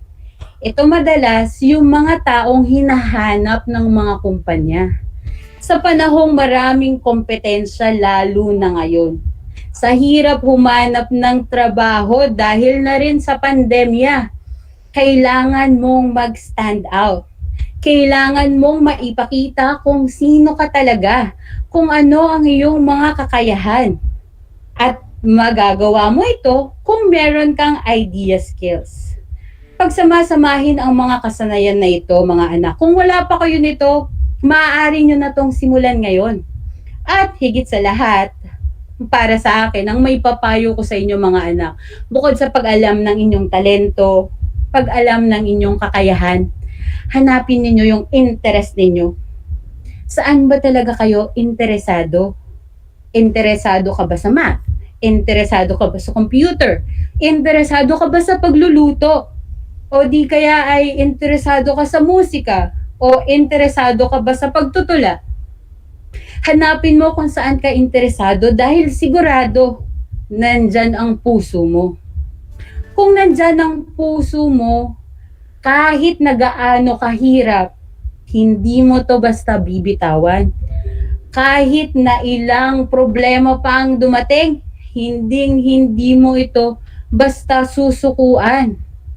Kung nandyan ang interest mo sa track na pipiliin mo, ano man ang sabihin ng ibang tao, hindi papasok sa isip mo ang pagsisisi. Ngunit mga anak, pinaka-importante sa lahat, huwag nating kalimutan na hindi lang puro sarili natin ang kinakailangan sa pagdedesisyon, sa pagpili ng track o kurso.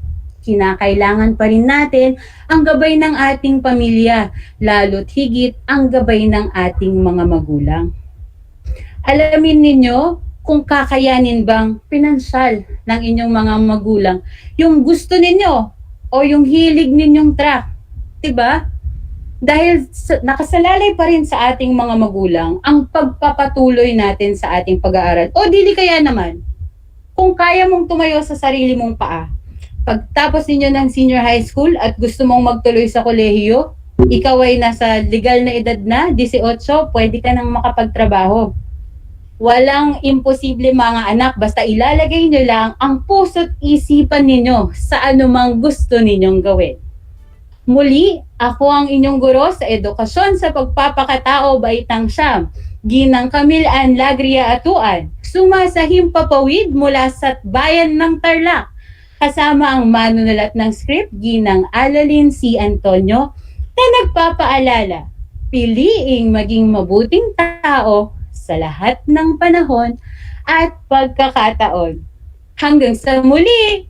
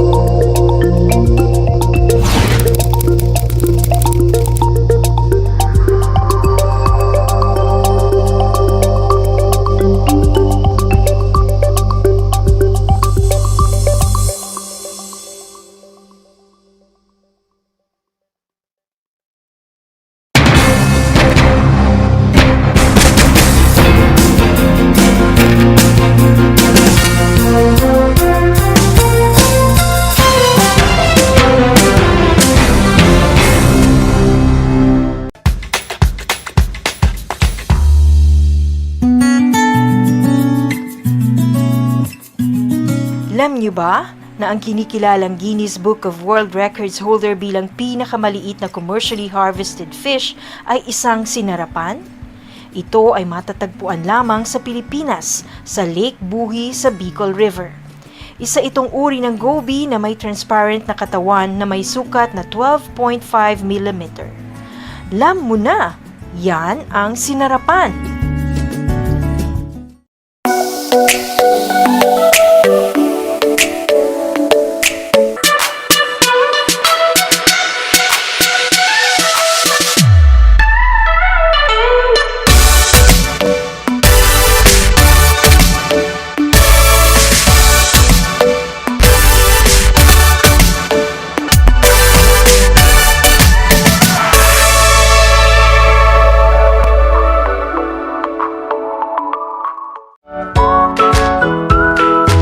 How are you today? Hello, everyone. Hello, learners of Tarlac. Good morning, Math Talino Grade 4 learners! Welcome to Aral TarlakHenyo Here on RTV Tarlac Channel 26. Simulcast over DCTC. Radyo Pilipino Tarlac. I'm Sir Glenn, your teacher broadcaster. Broadcasting live here at Paniki Tarlac. Remotely here in Concepcion, Tarlac. Live here at Barangay Pedro Elquines, Mayantok, Tarlac. Broadcasting live from Ramos National High School. Your anchor teacher today for grade 9 mathematics. your partner in education this time of pandemic.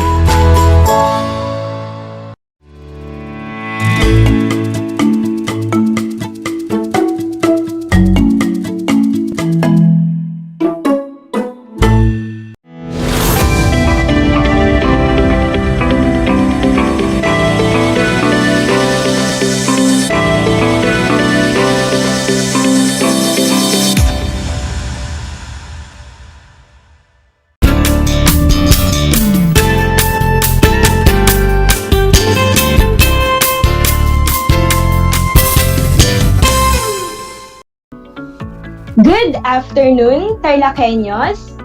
Welcome to Aral TarlakHenyo, here on RTV Tarlac, Channel 26, simulcast over DZTC, Radyo Pilipino Tarlac. I am Teacher Joy Ashley Hamig, your teacher broadcaster for Science Grade 9. Join me this afternoon as I share my voice with 3 T's: teaches, touches, and transforms students' lives. It's a wonderful day. Come and join me as we discover the amazing and wonderful world of science. But before we start, I want you to find a comfortable place to study, away from noise and distraction. Then, check your headsets or speakers if they are functioning well, so you could hear our discussions clearly. And lastly, prepare your science learning modules, your compendium of notes, your learning activity sheets, and your 2 P's, pen and paper. If you need to take some time to refresh yourselves, please do so, because in a couple of minutes, we will be discussing our new lesson for today. If you have any questions regarding to our lesson, you can leave your question on the comment section of our Facebook Live.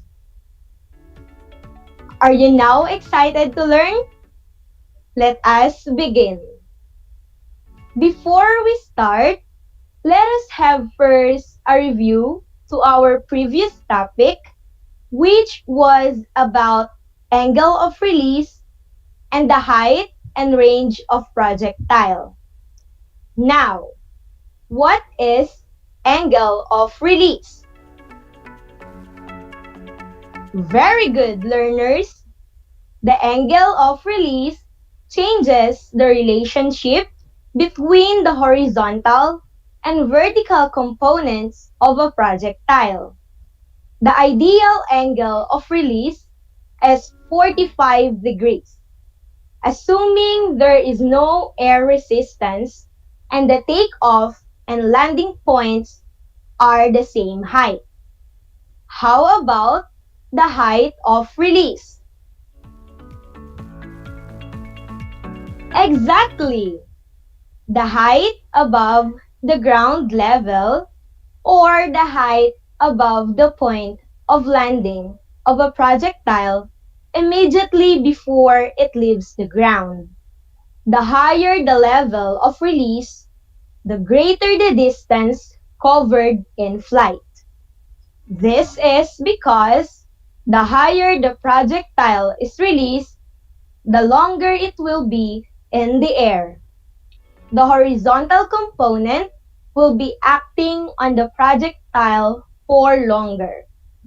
There is a relationship between the height of release and the angle of release. As the height of release increases, the angle of release decreases. Very good, learners. I have questions for you. What makes things move? Why do some objects move continuously while some moving objects stop suddenly? In grade 8, you learned that unbalanced forces cause stationary objects to move. In fact, according to Newton's second law of motion, the greater the force applied, the larger the acceleration of an object. It is also stated that with the same force, heavier objects have smaller acceleration. Thus, net force is equal to mass times acceleration.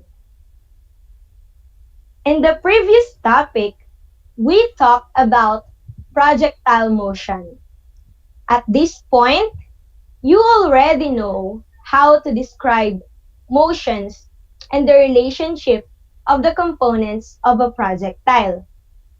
Suppose you play basketball with your friends. What will happen to the ball if it hits the board instead of inside the ring? How about if you bump into another player that is bigger than you?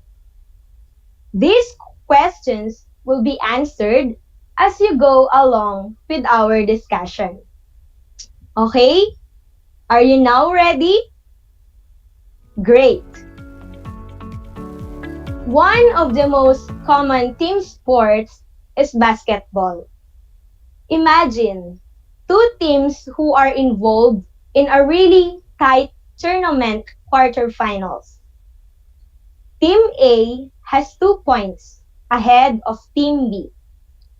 Later on the match, a player from Team B scores a 3-point shot and followed by a series of 2-point shots from the said team.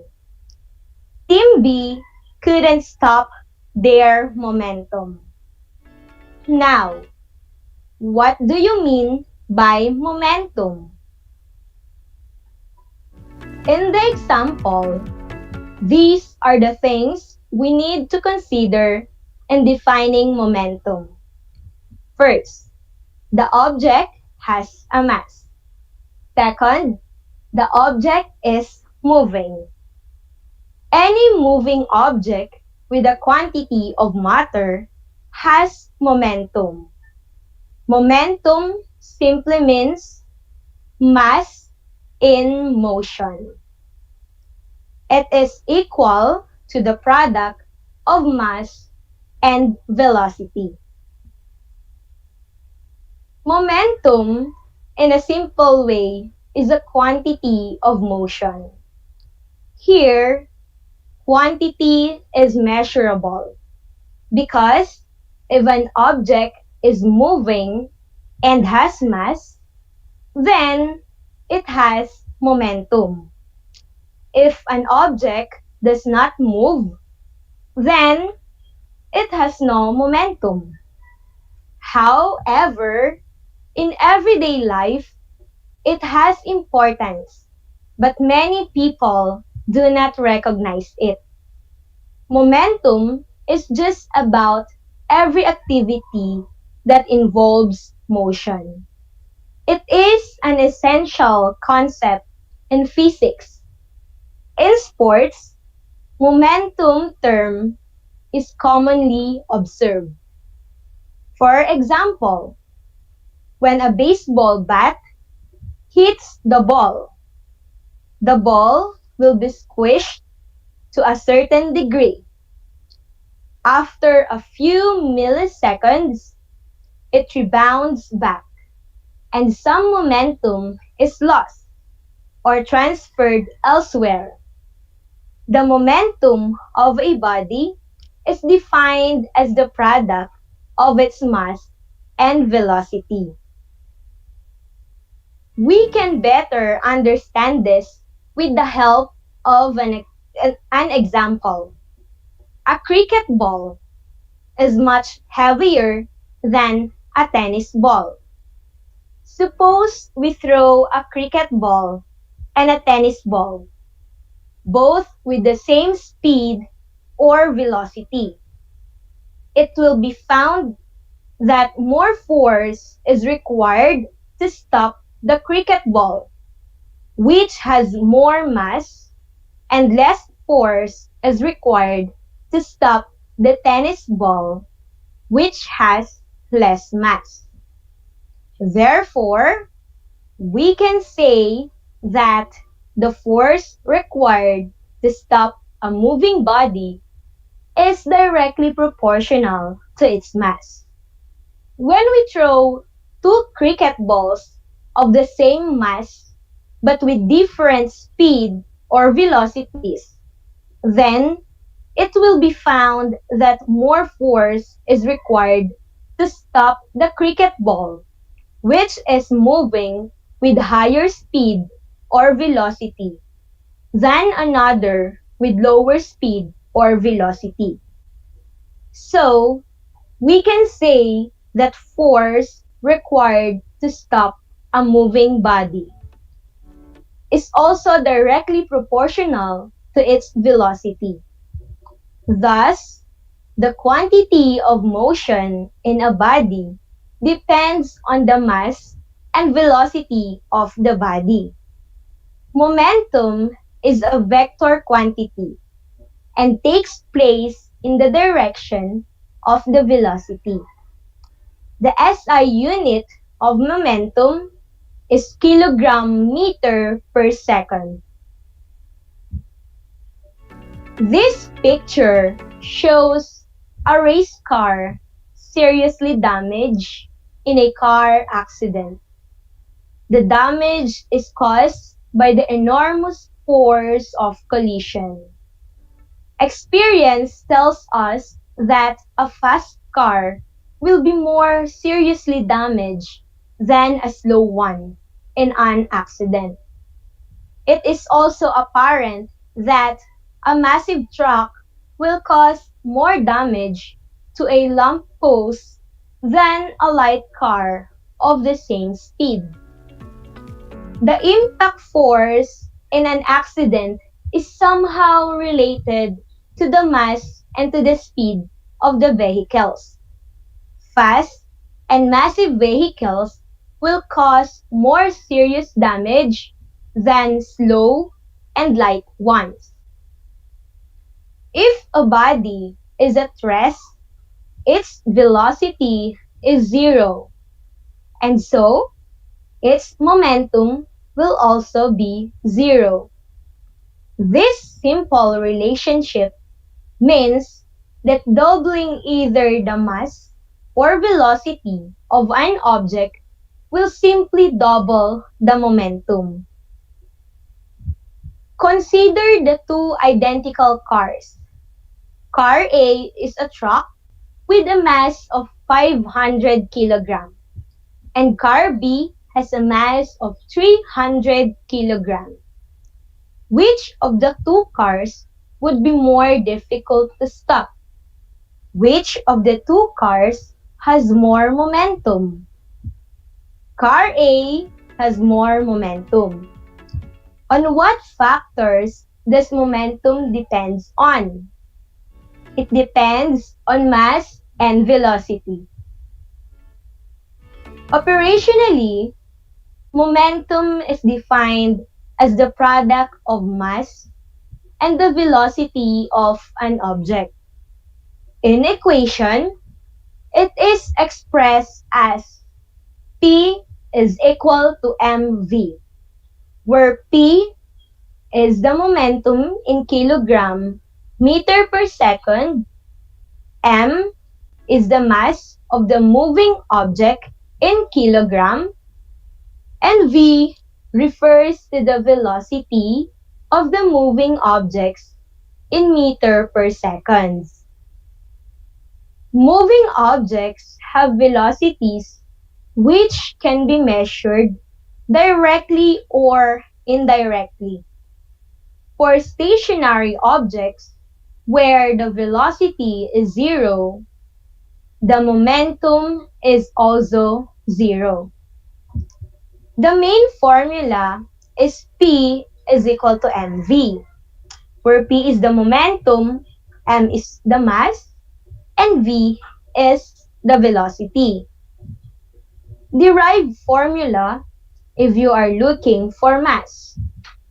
The formula if we are looking for mass is m is equal to p over v.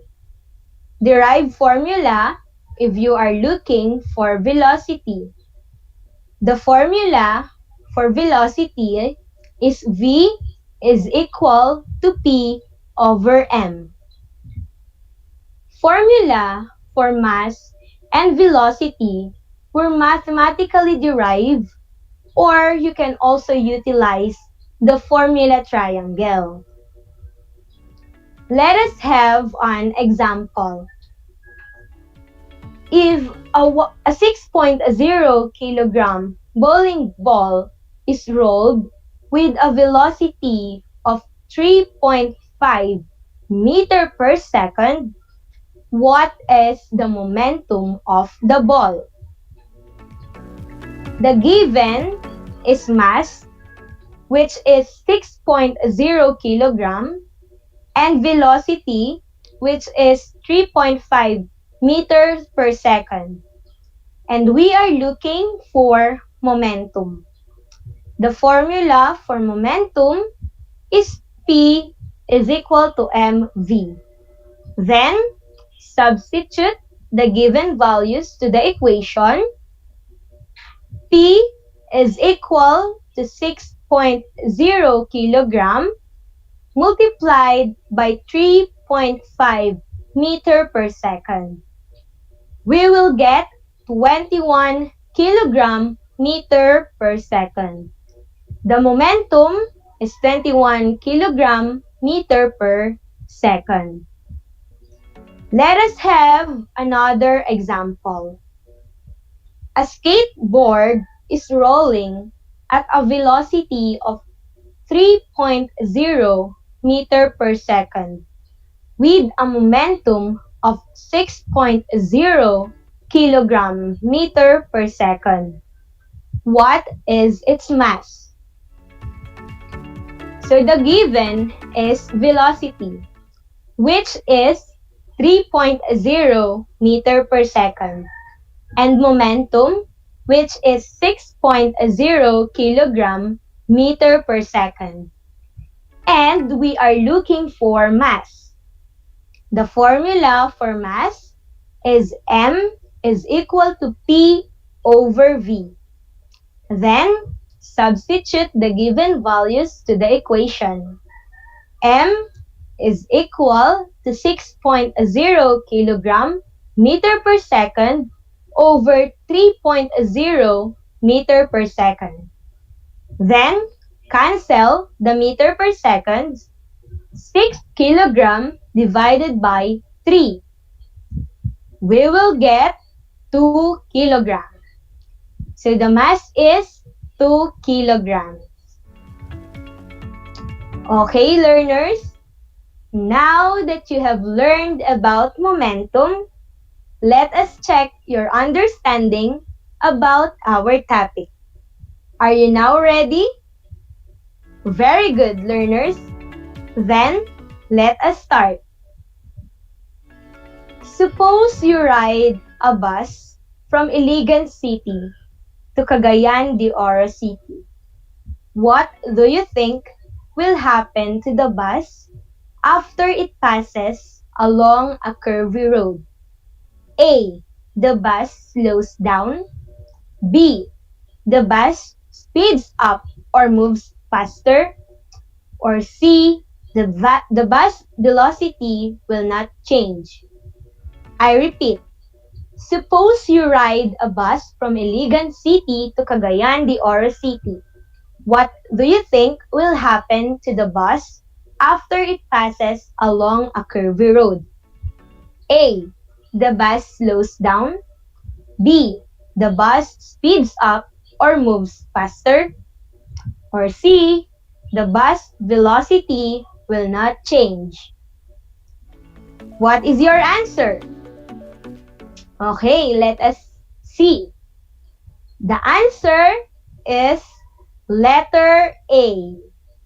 The bus slows down.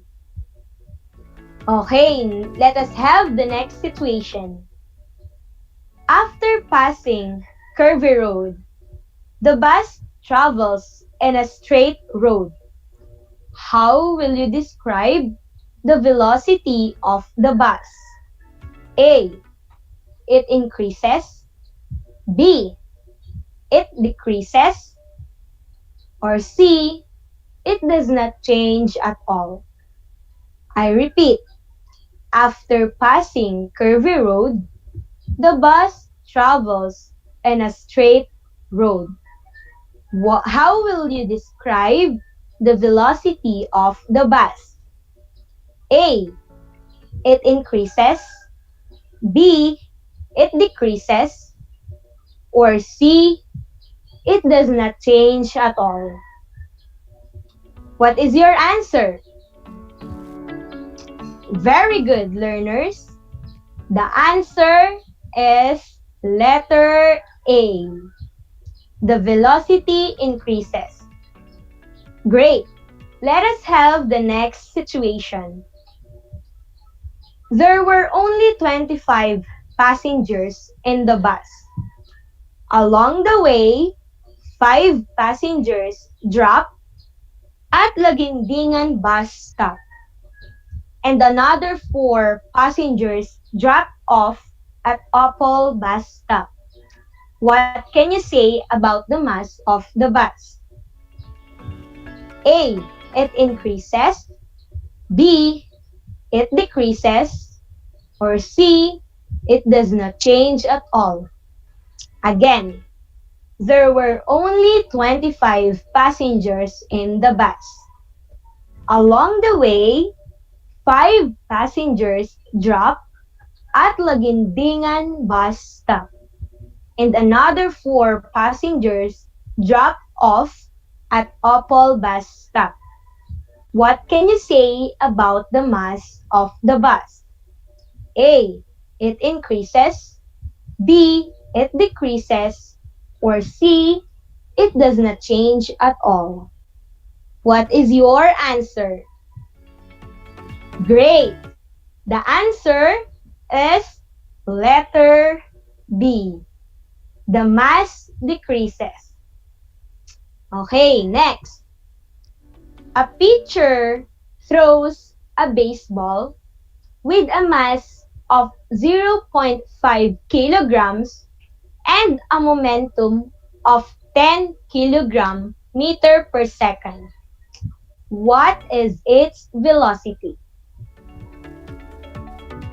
Okay, are you finished? What is your answer?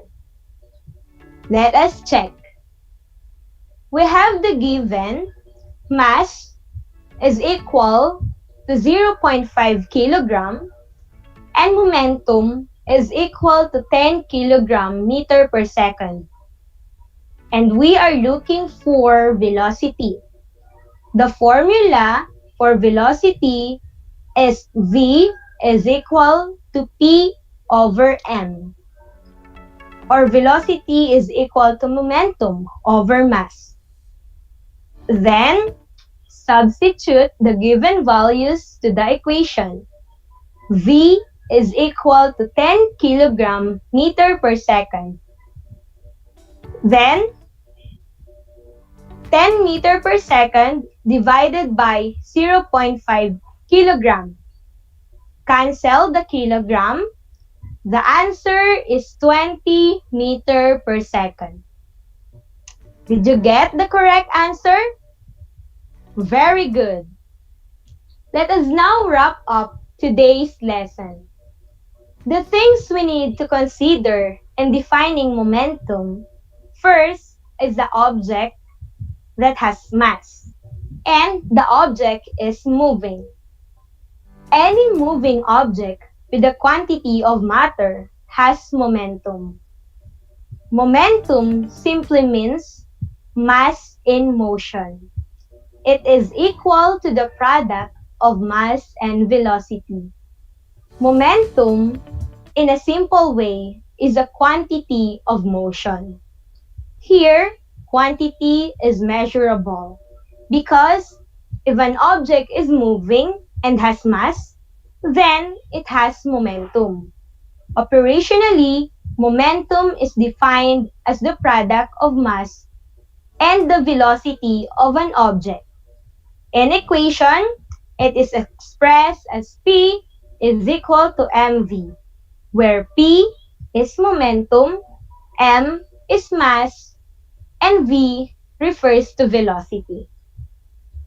I hope that you learned something substantial from today's lesson. Before ending our session, with your 2 P's, pen and paper, kindly write your assignment. Enumerate at least 3 activities in real-life situations which involves the concept of momentum. Did you get that? Very good, learners. Time flies really fast. Just keep on tuning to our radio station, DZTC, Radyo Pilipino Tarlac, and keep watching on RTV Channel 26. In this time of pandemic, stay home, keep safe, and keep on learning. I hope you learned a lot today. Again, I am Teacher Joy Ashley Hamig, your teacher broadcaster for Science Grade 9. I would like to share...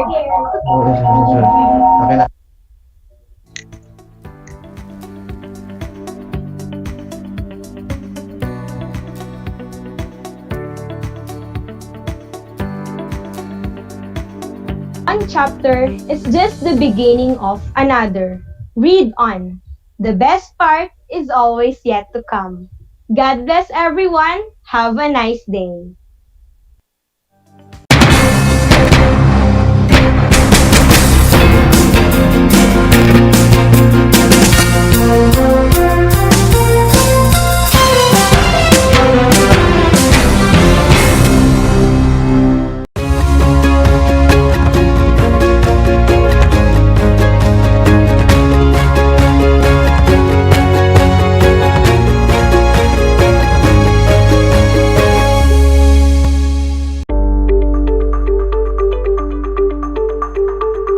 Sa pagnanais na mapigilan ang ating pamahalaan ang pagdami ng bilang ng mga kaso ng COVID-19, binuo ang One Hospital Command Center o OHCC upang mas mabilis na matugunan ang medikal na pangangailangan ng ating mga kababayan. Bukas ang OHCC 24 oras araw-araw. Tumawag lamang sa mga hotline nito sa 0919-977-3333 o 0915-777-7777 o 02-886-50500. maaari ring i-download ang Pure Force Citizens app sa Android o iOS upang mabilis na matugunan ang sinumang nangangailangan. Layon din ng OHCC na maiwasang mapuno ang kapasidad ng bawat ospital. Kaya't kung ikaw ay kinakailangang tumawag sa OHCC, mabibigyan ka ng libreng preliminary consultation. Para sa mga nangangailangan ng emergency quick response, makikipag-ugnayan ang OHCC sa DOH Bed Tracker at sa mga ospital upang makahanap agad ng pinakamalapit na bakanteng ospital. Ang transportasyon o ambulansya naman ng ospital na inirefer ng OHCC sa pasyente ang siyang susundo sa bahay nito. Kaya't kapag ikaw ay nakakaranas ng anumang sintomas ng COVID-19 o nangangailangan ng agarang tulong medikal, tumawag lamang sa OHCC at handa silang tumulong sa lahat ng oras.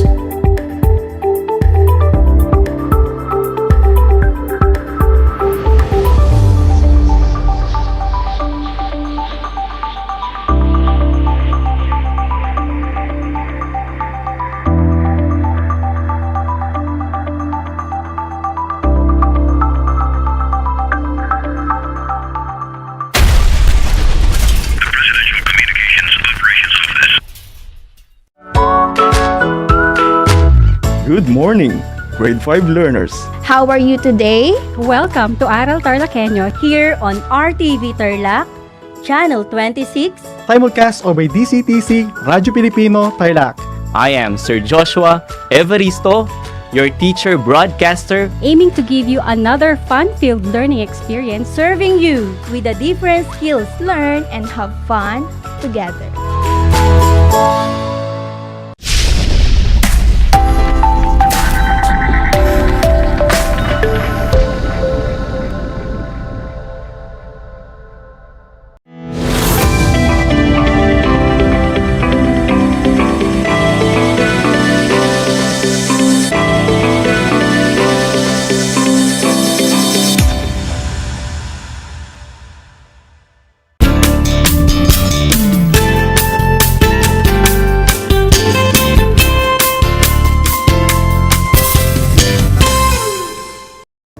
Good afternoon, grade 9 learners.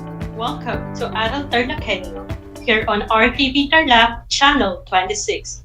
Simulcast over DCTZ, Radyo Pilipino Tarlac. And we are also live on Channel 100 of Converge Cable TV. I am Ana Rose Alquizon, your teacher broadcaster for Mathematics Grade 9, streaming live from Concepcion, Tarlac. For today's episode, I will be guiding you in the first part of the Week 3 lesson for the fourth quarter, which is illustrating angle of elevation. At the end of this lesson, you are expected to illustrate angle of elevation, apply the three primary trigonometric ratios to solve problems involving angle of elevation. In the previous episode, you have learned about the 6 trigonometric ratios. The 3 common trigonometric ratios play an important role in solving word problems involving angles of elevation. So before we proceed to our discussion, let us see if you still remember them by playing the game, Who Am I? In this game, you are going to determine which one of the 3 primary trigonometric ratios is being described. 5 seconds will be given to you. So if you are watching this through the Facebook Live, you can type your answer on the comment box. I repeat, if you are watching this through the Facebook Live, you can type your answer on the comment box. Ready? Well, that's great. Let's play the game, Who Am I? The first one, it is defined as the ratio of the opposite to the hypotenuse. Again, it is defined as the ratio of the opposite to the hypotenuse. Who am I? Very good. It describes sine. Next, it is defined as the ratio of the adjacent to the hypotenuse. I repeat, it is defined as the ratio of the adjacent to the hypotenuse. Who am I? That is correct. The answer is cosine. For the last one, it is defined as the ratio of the opposite to the adjacent. Again, it is defined as the ratio of the opposite to the adjacent.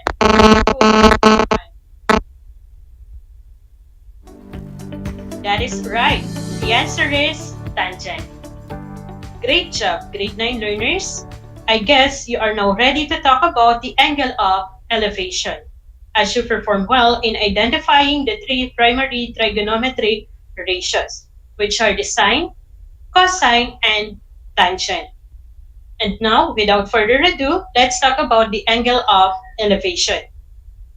What do we mean by angle of elevation? Well, an angle of elevation is the angle formed by horizontal line and a line of sight to a point above the line. To better understand it, let's have an illustration. Let's say you are standing in a field and you are straightly looking on your front. We called it as the horizontal line of sight or horizontal line. Let's say that is line AB. And if you look up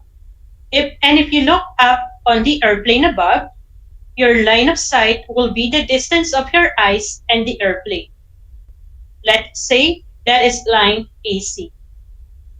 The angle formed between the two lines, line AB and line AC, let us say the name of the angle is theta. Theta is the angle of elevation. Again, angle of elevation is the angle formed by the horizontal line, your line of sight when you just look directly on your front, and the line of sight when you look above the horizontal line. In here, if we join an imaginary line between the object above and end of the horizontal line, a right angle triangle is formed. Thus, we can use a trigonometry concept to find the distance of the observer from the tower or building. Height of the tower or building, or the height at which the object is kept, will be considered as perpendicular, and the horizontal line will be considered as adjacent side of the triangle formed. In short, angle of elevation is used to find the distances, heights of buildings or towers, etc., with the help of the three primary trigonometric ratios: the sine, cosine, and tangent. Let us have some examples. Example number 1. The angle of elevation of the top of an electric post at a point 3 meters away from its base is 65 degrees. How high is the electric post? Okay, to determine the height of the electric post, we first draw the figure to visualize the problem. Our illustration will be, we have an electric post. We mark the unknown height of the electric post as h. Then from the base, a 3-meter distance will be drawn, and we will connect the end of it to the top of the electric post. The angle formed then by the 3-meter distance and the line between the post and end of the 3-meter distance is the angle of elevation, which measures 65 degrees. So, how do we solve for the height of the electric post? Well, after visualizing the problem, let us identify the given. As mentioned, the angle of elevation is 65 degrees. Let's name it as the theta. The 3-meter distance is also given in the right angle. We considered it as the adjacent side of the angle of elevation. And in this problem, we are asked to find the height of the electric post. Looking at the right angle formed between the given illustration, the tower is considered as the opposite side of the angle of elevation. Now, based on the given data, which of the three primary trigonometric ratios are we going to use? Very good. Since we have the adjacent side and the opposite side, we can use the tangent. So the formula that we are going to use to identify the height of the electric post will be tan theta is equal to opposite side over the adjacent side. Substituting the given data to the formula, we have tan 65 degrees is equal to h over 3. Then to isolate h, we are going to multiply 3 on both sides. We have tan 65 degrees multiplied to 3. Then on the other side, the 3 will be just eliminated. So we only have h. Now using a calculator, tan 65 degrees is equal to 2.1445. 2.1445 multiplied to 3 is equal to h. 2.1445 multiplied to 3 is equal to 6.4335. And that will be the measurement of the height of the electric post. But for us to have a uniform answer, we will round up all our answer in this session into the nearest hundred or into decimal places. So we have h, which is approximately equal to 6.43 meters. Therefore, the post is approximately 6.43 meters tall. Did you get it right, class? Awesome! Let us now proceed to our next example.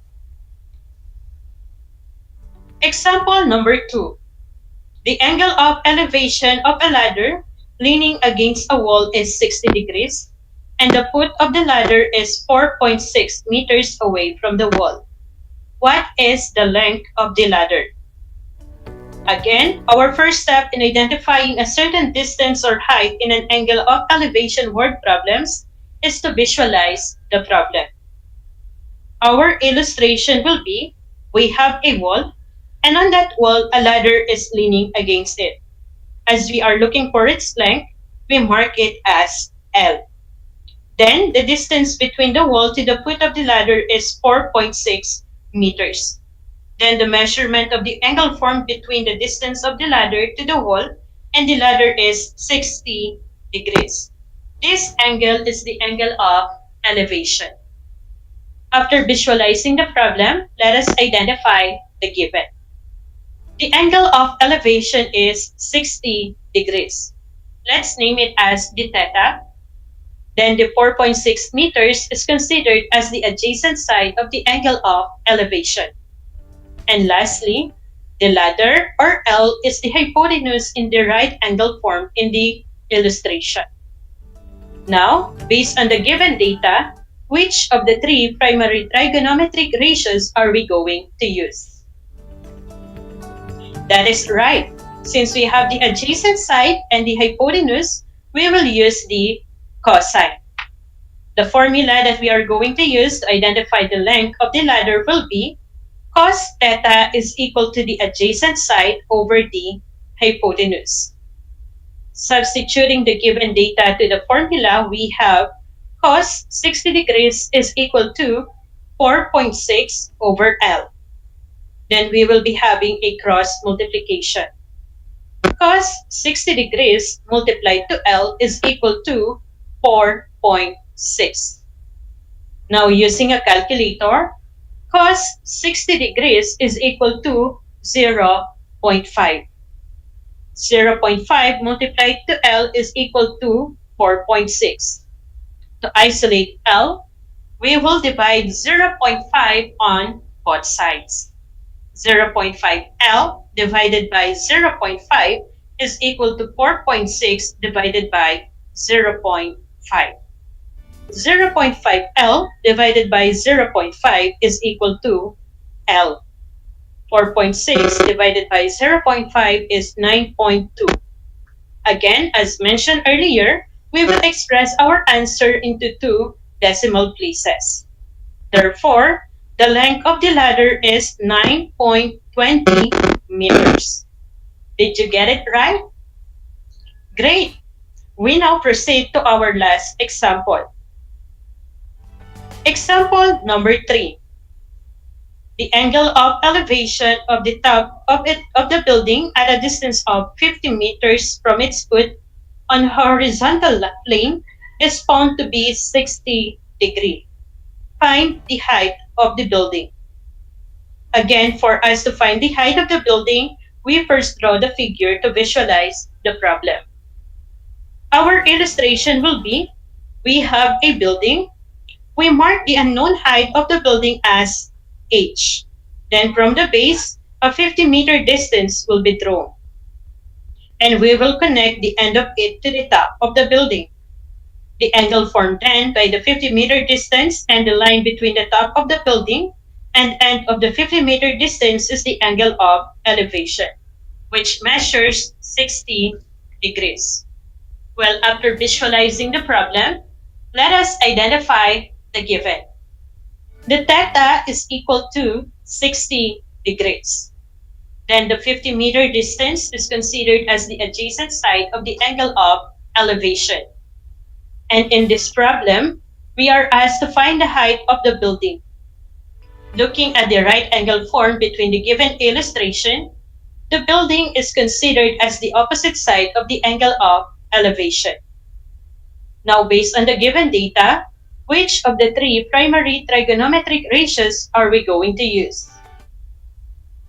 That is correct. Since we have the adjacent side and the opposite side, we will use the tangent. So the formula that we are going to use to identify the height of the building will be tan theta is equal to opposite side over the adjacent side. Substituting the given data to the formula, we have tan 60 degrees is equal to h over 50. Then we are going to have a cross multiplication to isolate h. Tan 60 degrees multiplied to 50 is equal to h. Using a calculator, the value of tan 60 degrees is equal to 1.7321. 1.7321 multiplied to 50 is equal to h. 1.7321 multiplied to 50 is equal to 86.605. Again, for us to have a uniform answer, we will round off our answer into 2 decimal places. So we have h, which is approximately equal to 86.61 meters. Therefore, the building is approximately 86.61 meters tall. Did you get it right, class? Awesome! I guess you are now ready to try it out on your own. Let's have some practice exercises. In every problem, I will be giving you 30 seconds to solve for what is asked. Then right after, we will check your work before we proceed to the next problem. Ready? Great!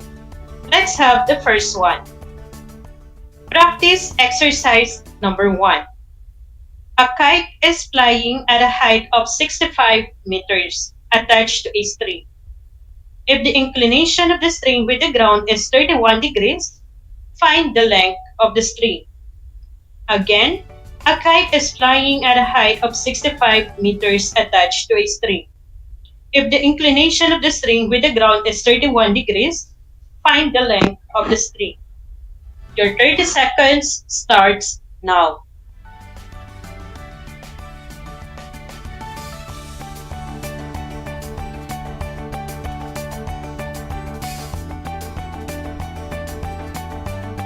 Last 20.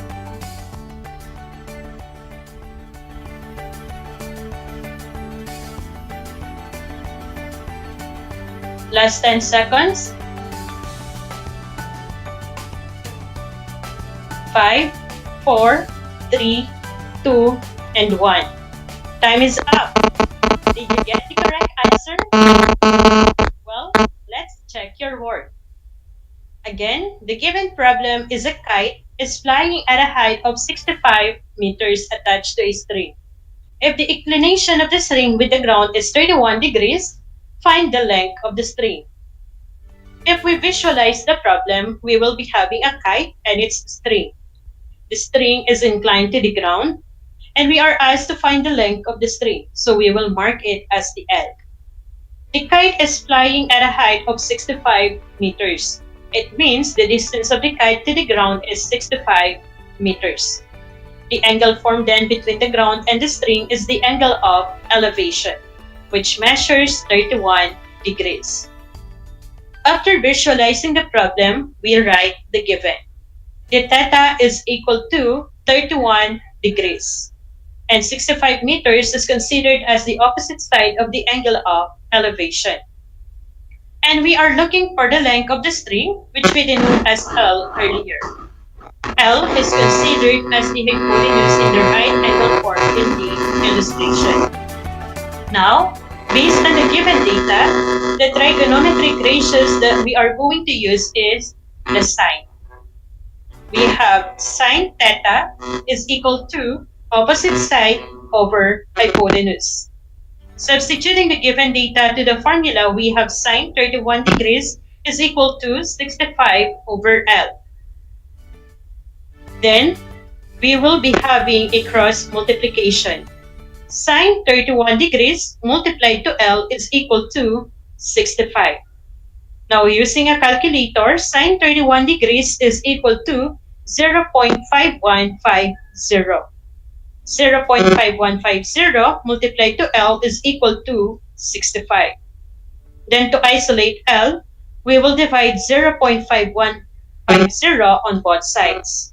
0.5150L divided by 0.5150 is equal to 65 divided by 0.5150. 0.5150L divided by 0.5150 is equal to L. And 65 divided by 0.5150 is 126.2136. Again, as mentioned earlier, we will express our answer into two decimal places. L is approximately equal to 126.21 meters. Therefore, the length of the string is approximately 126.21 meters. Did you get it right? Great! Let's proceed to the last item of your practice exercises. Practice exercise number 2. Find the length of the shadow cast by a 10-foot lamppost when the angle of elevation of the sun is 58 degrees. I repeat, find the length of the shadow cast by a 10-foot lamppost when the angle of elevation of the sun is 58 degrees. Your 30 seconds starts now.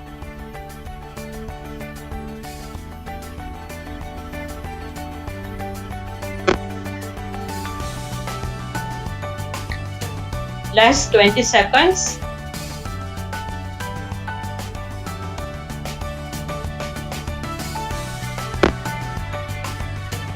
Last 10 seconds. 5, 4, 3, 2, and 1. Time is up. Did you get the correct answer? Well, let's see your work. Again, the given problem is find the length of the shadow cast by a 10-foot lamppost when the angle of elevation of the sun is 58 degrees. Visualizing the given problem, we have a 10-foot lamppost, then due to the sun, a shadow was cast, and we are asked to find the length of the shadow. For now, we will denote it as L. And when we connect the end of the shadow cast to the top of the lamppost, the angle formed between them is the angle of elevation, which measures 58 degrees. After visualizing the problem, we write the given. The theta is equal to 58 degrees, and the 10-foot lamppost is considered as the opposite side of the angle of elevation. And we are looking for the length of the shadow cast, which we denote as L earlier. L is considered as the adjacent side in the right angle formed in the illustration. Now, based on the given data, the trigonometric ratio that we are going to use is the tangent. We have tan theta is equal to opposite side over the adjacent side as the formula. Substituting the given data to the formula, we have tan 58 degrees is equal to 10 over L. Then we will be having a cross multiplication. Tan 58 degrees multiplied to L is equal to 10. Now, using a calculator, tan 58 degrees is equal to 1.6003. 1.6003 multiplied to L is equal to 10. Then to isolate L, we will divide 1.6003 on both sides. 1.6003 L divided by 1.6003 is equal to 10 divided by 1.6003. 1.6003 L divided by 1.6003 is equal to L. 10 divided by 1.6003 is 6.2488. Again, as mentioned earlier, we will express our answer into two decimal places. L is approximately equal to 6.25 feet. Therefore, the length of the shadow cast by a 10-foot lamppost is approximately 6.25 feet. Did you get it right? Very well. And that's how we solve the angle of elevation. Again, an angle of elevation is the angle formed by horizontal line and a line of sight above the line. And we use the angle of elevation to find the distances, heights of buildings or towers, etc. with the help of the three primary trigonometric ratios, the sine, cosine, and the tangent. Great job, grade 9 learners! So we were able to apply our understanding about illustrating angle of elevation. Now, let us put that understanding to the test by answering your learning activity sheet related to it. And that will be your assigned task to do. You work on activity 3, illustrate and solve on page 8 and put it in your math notebook. If there are questions, feel free to ask on the comment section or your subject teacher. And before we part ways, I want to share this quotation by Helen Keller for you to ponder. Never bend your head, hold it high, look the world straight in the eye. That's all for now. I hope you learned and enjoyed our lesson for today. Tune in again on Wednesday as we continue to learn the other part of the Week 3 lesson here on RTV Tarlac Channel 26 and on Channel 100 of Converge Cable TV. Again, this is Ana Rose Alquizon, your teacher broadcaster for today. Until next time, stay safe and God bless everyone.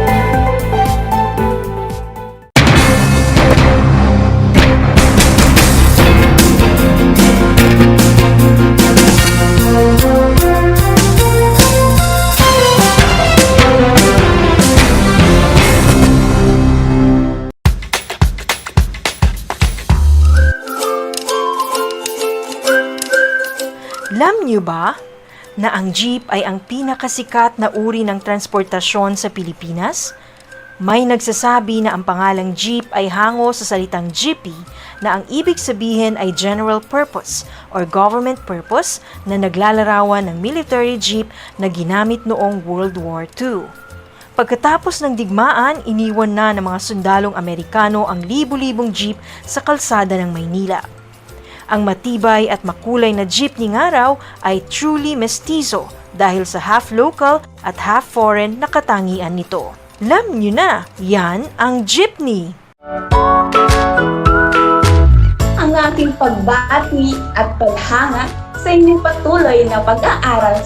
Welcome sa ating Aral TarlakHenyo Sa RTV Tarlac, Channel 26.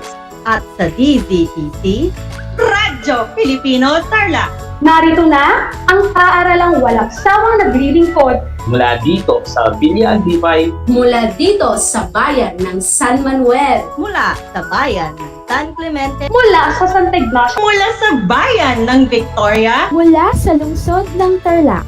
Teacher Jury Andres Madriaga, ang inyong teacher broadcaster para sa ika-4 na baitang ng PE.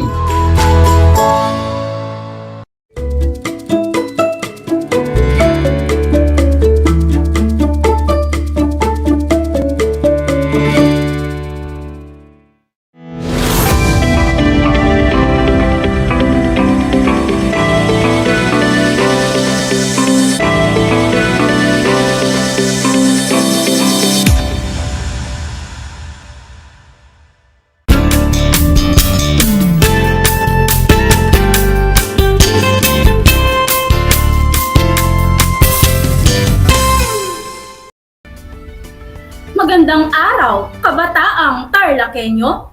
Magandang araw, mga kapantas. Isa na namang makabuluhang talakayan ang magaganap sa oras na ito. Tumuto, makinig, at matuto kasama ang Aral TarlakHenyo mula sa RTV Tarlac Channel 26, Converge Cable Channel 100, at kasabay na naririnig sa DZTC 828 Radyo Pilipino Tarlac. Mga panibagong kabanata ng obra maestrang Noli Me Tangere ang ating tatalakayin. Ako ang inyong lingkod, Binibining Charmaine Gonzalo, ang inyong teacher broadcaster para sa Filipino ika-9 na baitang. Kasama ang tagasulat ng script ng episode na ito, Sir Joseph Argel Galang, at si Sir James Domingo bilang presenter.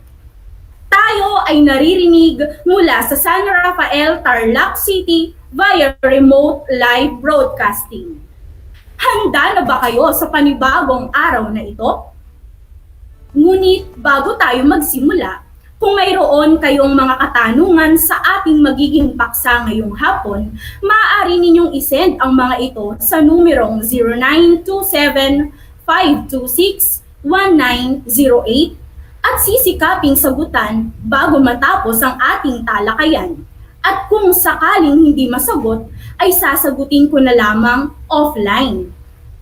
Sa mga nakaraan na talakayan, ipinakilala na sa atin ni Sir Orlando Alejo Jr. at Ma'am Joffe Fisher ang ilang pangunahing tauhan ng Noli Me Tangere sa Kabanata 1 hanggang 13 nito. Nakilala na natin ang maginoong si Don Crisostomo Ibarra at ang kanyang iniibig na si Maria Clara. Nakita rin natin kung gaano katuso ang mga praileng sina Padre Damaso at Padre Salvi. Nakilala rin natin ang iba pang mga tauhang susuporta kina Crisostomo at Maria Clara, tulad ni na Kapitan Tiago, Tia Isabel at Teniente Guevara. Ang mga sumusunod na kabanata ay iikot naman sa katauhan at naging paghihirap ng mga tauhang sina Piloso Potasio, Sisa, Crispin at Basilio. Magkakaroon din ng kapanabad-nabig na mga tagpo sa pagitan ni na Don Crisostomo, Maria Clara at Padre Salvi. Ang kanilang mga kapalaran sa mga kabanata 14 hanggang 24 ay mapupuno ng mga pangamba, pagdaralita at mga paratang. Layunin natin ngayong araw na maisakatuparan ang Most Essential Learning Competency na natutukoy ang kahalagahan ng bawat tauhan sa nobela. Masarap ang magmahal at lalo na ang mahalin ka. Iba-iba man ang naging karanasan ng mga taong umibig, pinipili pa rin nating sumugal sa pag-ibig kaysa umiwas dito. Maliban pa sa pag-iibigang Maria Clara at Crisostomo Ibarra, ay makikilala mo ngayon sa mga kabanatang babasahin ang dalawa sa mga tauhang marahil ay malapit sa puso ng ating bayani na si Dr. Jose Rizal, sina Piloso Potasio at Sisa. Ayon kasi sa mga eksperto at historiador, sila ay buhat sa inspirasyon sa dalawa niyang malapit na kapamilya, ang kanyang kuya at ang kanyang ina. Ngayon, upang ito ay atin nang masimulan, ang susunod na mga salita at terminolohiya ay makakatagpo ninyo sa mga kabanatang ating tatalakayin. Tulungan ninyo ako na tukuyin ang kahulugan ng mga ito sa pamamagitan ng pagpunan sa mga patlang. Uulitin ko, tukuyin ang kahulugan ng mga ito sa pamamagitan ng pagpunan sa mga patlang. Kumuha ng papel at panulat at sagutin natin ito. Handa na ba kayo? Para sa ating unang bilang, ang salitang bibigyan natin ng pagpapakahulugan ay ang salitang pilosopo. Isang taong blank at mahilig makipagtalo. Ano ang tamang sagot? Tama! Ang tamang sagot ay matalino. Pangalawang salita naman tayo, ang salitang unos. Isang patlang o malakas na pag-ulan na may pagkulog at pagkidlat. Ano kaya ang salitang nawawala rito para mabuo ang salitang unos? Napakahusay! Ang salita ay bagyo. Sa ikatlong salita naman na kampanaryo. Ang tore ng isang simbahan kung saan nakakubli at pinatutunog ang malaking patlang para sa ilang mahalagang oras. Ano kaya ang salitang nawawala? Magaling! Ang salitang nawawala ay kampana. Ngayon ay dumako naman tayo sa ating pang-apat na salita. Tumambad. Nakagugulat na patlang. Ano kaya ang salitang nawawala? Tama! Ang salitang nawawala ay nagpakita. Panglimang salita naman tayo, parokyano. Mga taong nakatuon at laging blank sa isang partikular na simbahan. Ano kaya ang salitang pupuno rito? Napakahusay! Ang salitang nawawala ay nagsisimba. Ngayon naman, tumungo tayo sa pang-anim na salita, inalimura.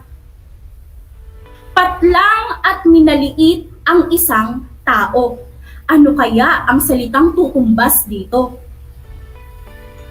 Magaling! Ang salitang tumutumbas dito ay ininsulto. Para naman sa ating pampitong salita, napahinuhod, madaling napasunod o patlang. Mahusay! Ang salitang nawawala ay mapaniwala. Ngayon naman, nasa ikahuling salita na tayo, tribunal. Isang lugar na patlang na nahati sa tatlong bahagi para sa mga nakikilahok at dapat magsalita. Tama ang iniisip ninyo, ang salitang nawawala ay pulungan.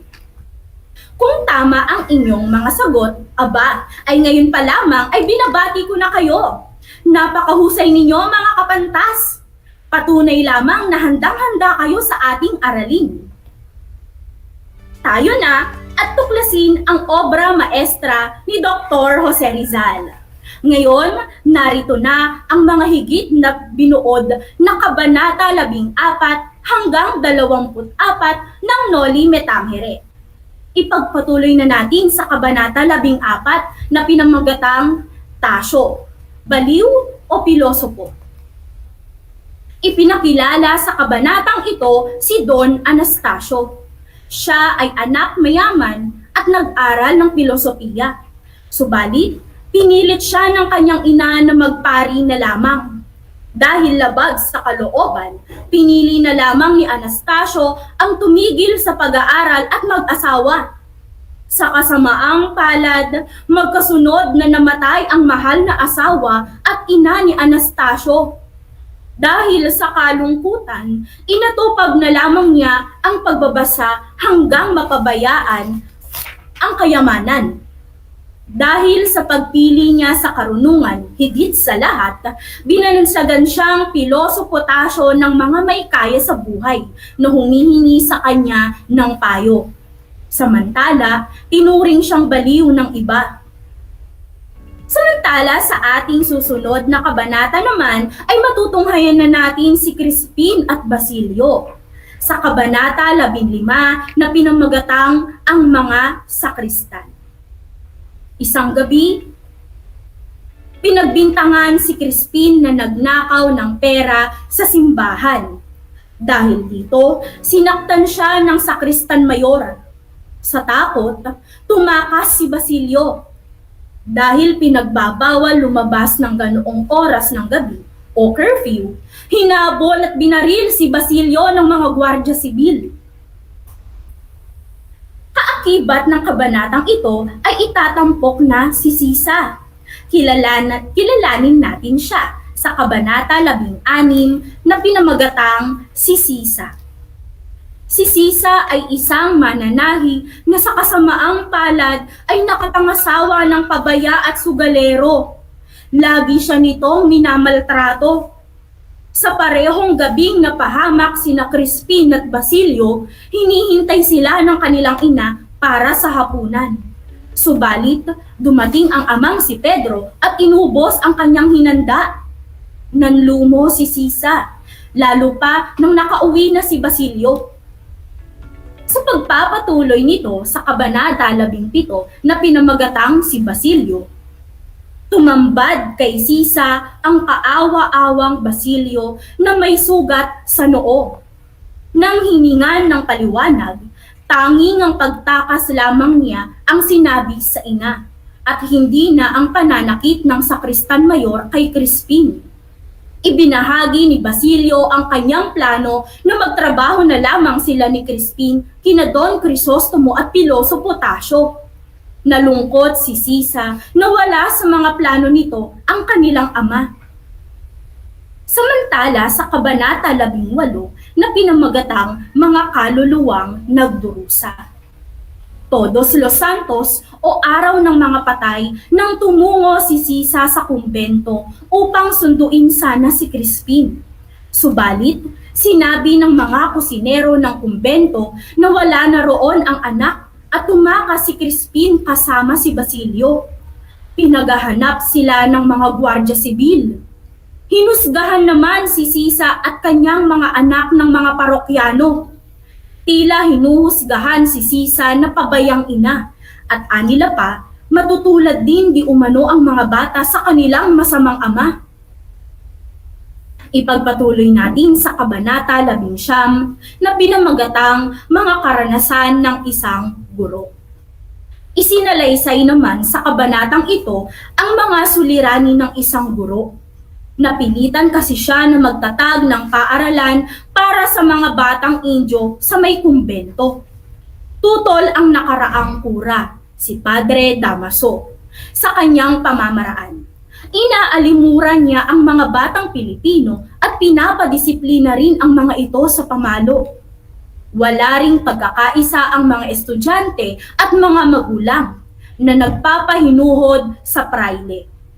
Nangako si Don Crisostomo sa guro, kabilang na dito ang pagpapatayo ng paaralan upang hindi na sila makisilong sa kumbento. Ipagpatuloy natin sa Kabanata 20 ang pagpupulong sa tribunal. Nagpulong sa tribunal ang dalawang pangkat ng mga mayayaman sa San Diego. Una, ang pangkat ng mga matatanda sa pamumuno ng kabesa. At ikalawa, ang pangkat ng mga kabataan sa pamumuno ni Don Filipo. Pinag-usapan nila ang darating na pista. Nais ng mga kabataan na magsaya at gumasta ng tama para sa pista. Samantala, ang mga nakatatanda ay nais naman ng simple at tinipid na pista. Nagtalo man, wala rin palang silbi ang pagpupulong dahil ang kura lang din pala ang magdedesisyon para sa pista. Mapupuno lang din pala ang pista ng prosesyon, sermon at misa. Ngayon, muli nating balikan si Sisa. Ano na kaya ang nangyari sa kanya? Marahil ay alam ko na ang naiisip ninyo mga kapantas. Tunghayan na natin ang kasaysayan ni Sisa sa Kabanata 21 na pinamagatang ang kasaysayan ni Sisa. Ang kabanatang ito ay pagpapatuloy lamang ng kwento ni Sisa. Nang makauwi si Sisa, napaliligiran na ng mga gwardya sibil ang kanilang tahanan. Wala na rin doon si Basilio. Pinilit ng mga sibil na ipakita ni Sisa ang mga anak. Subalit, wala rin siyang alam kung nasaan sila. Kinaladkad at pinaglakad si Sisa ng mga sibil sa buong bayan. Ipinahiya at pinamukhang kriminal sa lahat ng mga taga San Diego. Nang makarating sa Alperes, pinauwi rin ang ginang dahil wala naman talaga itong sala. Agad na hinanap ni Sisa ang mga anak. Subalit duguang damit lamang ni Basilio ang kanyang nakita sa tahanan. Dahil dito, nabaliw si Sisa. Nagpalaboy-laboy nang sumisigaw ng, "Crispin! Basilio! Mga anak ko!" Hayan! Tama ba ang mga pakiwari ninyo mga kapantas? Ngayon ipagpatuloy natin sa Kabanata 22 na pinamagatang ang liwanag at dilim. Samantala, pinagplanuhan naman ni na Crisostomo Ibarra at Maria Clara na magkaroon ng picnic sa tabing ilog kasama ang iba pang kabataan. Hiling ni Maria na sana ay huwag nang isama ni Ibarra si Padre Salvi dahil di siya komportable kasama ang praileng tila may pagtingin sa kanya. Hindi nakinig ang binata. Nais daw niyang makabawi sa pag-atake niya sa praile sa sementeryo. Si Crisostomo pa mismo ang nagyaya kay Salvi. Nadismaya si Maria sa pagka-insensitibo ng kasintahan at nagkunwaring masakit ang ulo para makauwi.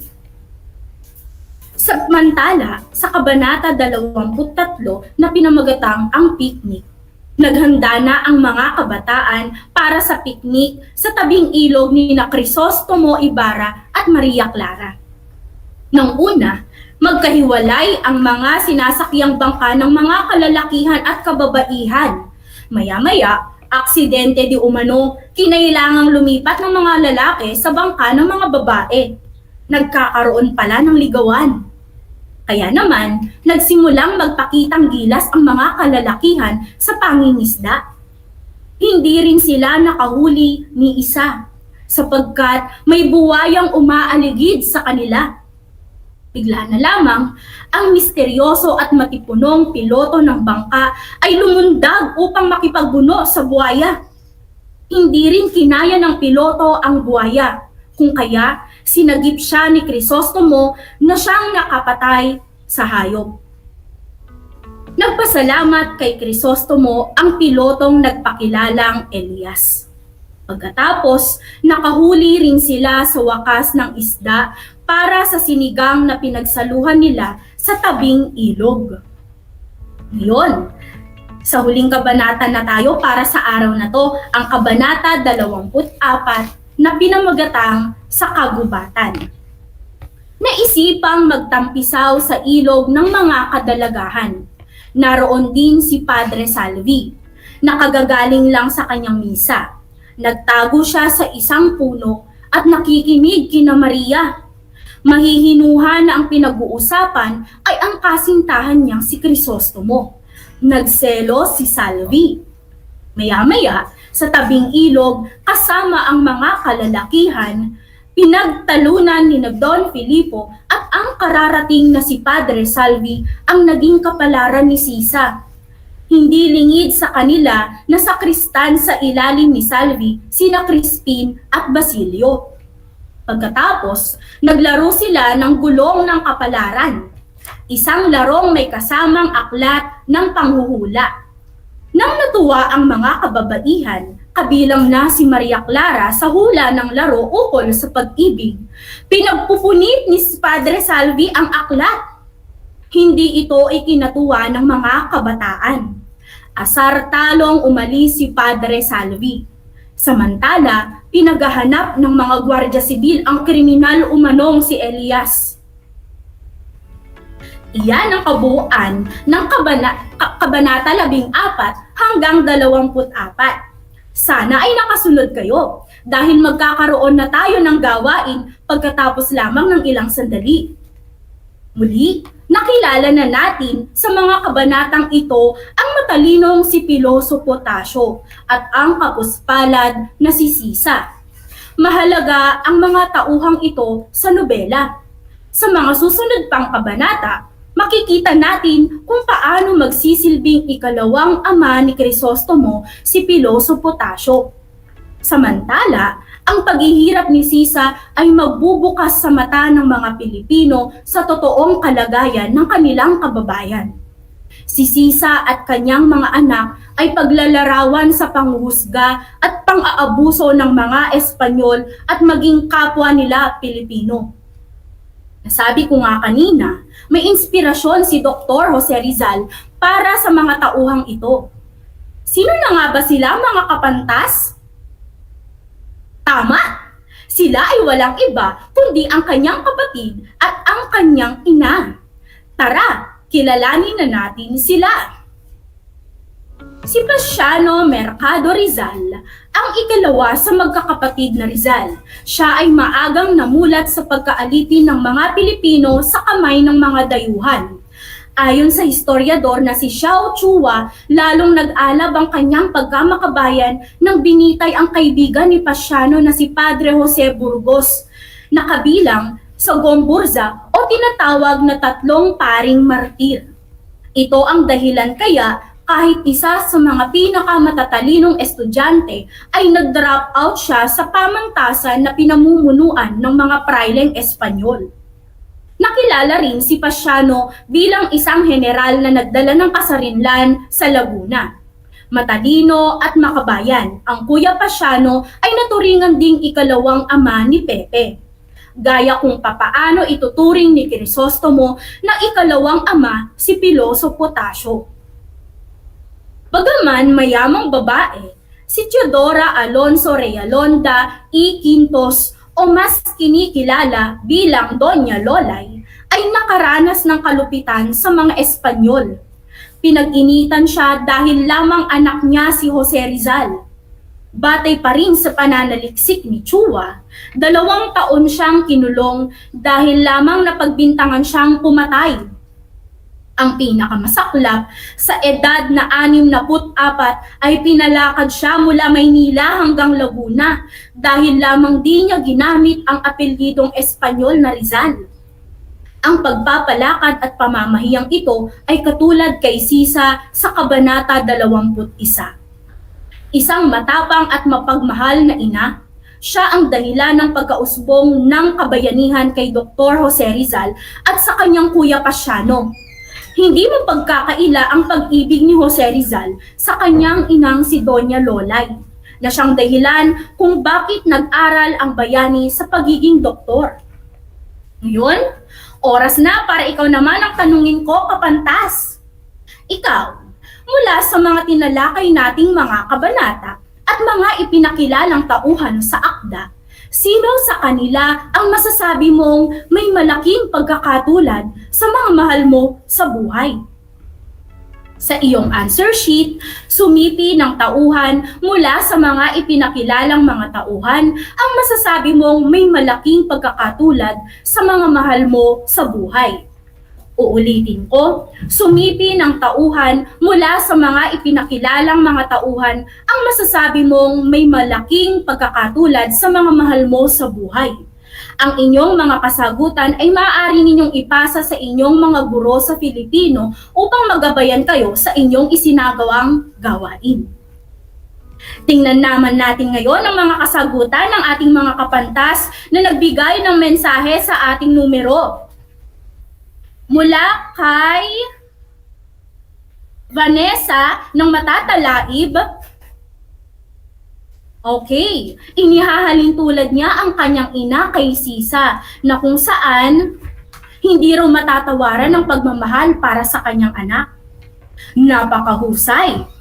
Mula naman kay Benedict ng Kalingkuan. Nakikita raw niya ang kanyang tito kay Piloso Potasio na nagsilbing kanyang pangalawang magulang na siyang gumabay sa kanya upang mapabuti ang kanyang buhay. Napakahusay ng ating mga kapantas. Ipagpatuloy lamang ninyo ang inyong kahusayan. Pansamantala muna nating puputulin ang talakayan. Itutuloy natin sa susunod ang talakayan natin sa Kabanata 14 hanggang 24. Naway ang lahat ng aral na napulot ninyo ay maisagawa at maibahagi sa iba. Humanda sa susunod na talakayan dahil kakailanganin ang talento ninyo sa pag-acting. Kung mayroon kayong mungkahi, mensahe o nais na linawin sa ating mga aralin, mangyari lamang na mag-message sa ating Facebook Live at malugod ko itong sasagutin. Kaya't siguraduhin lamang na nakasubaybay kayo. Ito ang Aral TarlakHenyo mula sa RTV Tarlac Channel 26, Converged Cable Channel 100 at kasabay na naririnig sa DZTC 828 Radyo Pilipino Tarlac.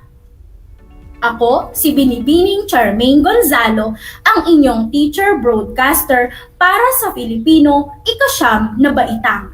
Kasama si Sir Joseph Argel Galang na siyang tagapagsulat ng ating script at Sir James Domingo bilang ating presenter na nag-iiwan ng mga katagang walang ligaya sa lupa na hindi dinilig ng luha. Ang pag-aaral ng mabuti ang susi sa ating magandang kinabukasan. Isang makabuluhang araw sa inyong lahat at hanggang sa muli, paalam!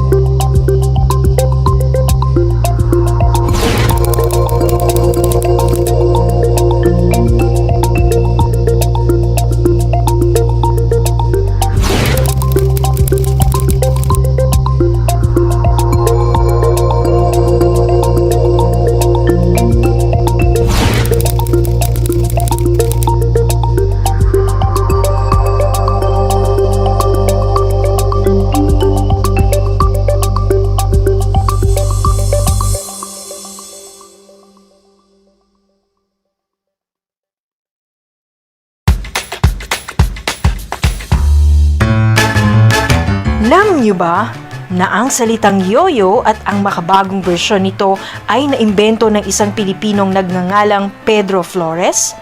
Taong 1920s nang dinala ni Flores ang laruang ito sa Estados Unidos.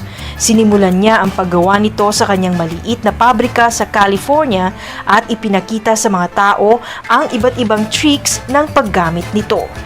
Alam mo na, yan ang yoyo! How are you today? Hello, everyone. Hello, learners of Tarlac. Good morning, Mas Talino Grade 4 learners! Welcome to Aral TarlakHenyo here on RTV Tarlac Channel 26. Simulcast over DCTC Radyo Pilipino Tarlac. I'm Sir Glenn, your teacher broadcaster. Broadcasting live here at Paniki Tarlac. Remotely here in Concepcion, Tarlac. Live here at Barangay Pedro Elquines, Mayantok, Tarlac. Broadcasting live from Ramos National High School. Your anchor teacher today for grade 9 mathematics. your partner in education this time of pandemic.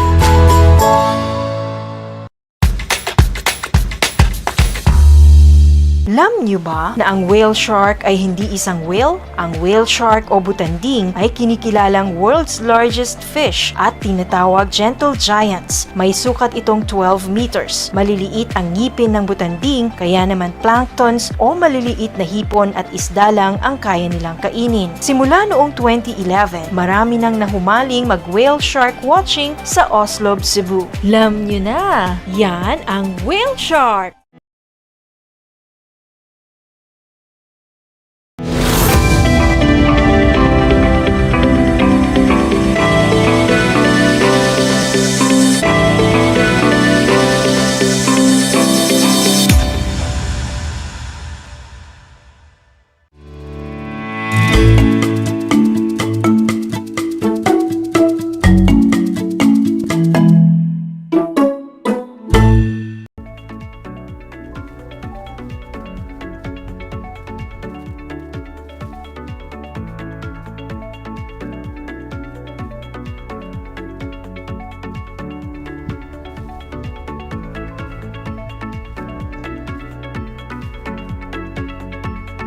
Magandang hapon, nakatutok pa rin kayo sa Aral TarlakHenyo, DEPED Hours featuring the services of the School Management Monitoring and Evaluation Unit dito sa RTV Tarlac Channel 26, sabay na napapakinggan sa DCTC Radyo Pilipino Tarlac via remote live broadcasting. And live from Mungkada Tarlac, ako po si Roger P. Ramos, ang inyong PSDS broadcaster para sa isa na namang episode ng DEPED Hour featuring the School Management, Monitoring, and Evaluation Services. At ang ating pag-uusapan ngayong hapon ay tungkol sa School-Based Management o SBM Evaluation. At muli ay makakasama po natin ang bagong promote na PSDS ng Concepcion South District, Dr. Carlos T. Hipolito, at ang bagong SEPS ng School Monitoring and Evaluation Unit, at the same time OIC ng HRD at OIC School Head ng Sembrano Elementary School, Hirona South District, the no less than Miss Jean Therese Feliciano. Good afternoon, Sir Kaloy, and good afternoon, Ma'am Jean. Good afternoon po, sir.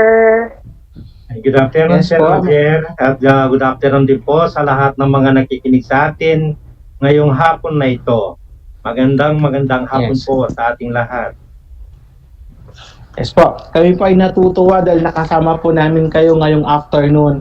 Kumbaga, ito yung parang exit ni Sir Kaloy as SEPS po ng SMME at bagong PSDS ng Concepcion South District, at the incoming po ni Ma'am Jean Therese Feliciano as the new SEPS ng SMME, and at the same time the OIC ng HRD. Again, we are so glad and grateful to have you this afternoon. Sir Kaloy, start na po ako, no po? Yes, sir. Many of the 101 questions ng ating mga school heads ngayon ay yung tinatawag namin na the most anticipated evaluation of all time, yung School-Based Management Evaluation.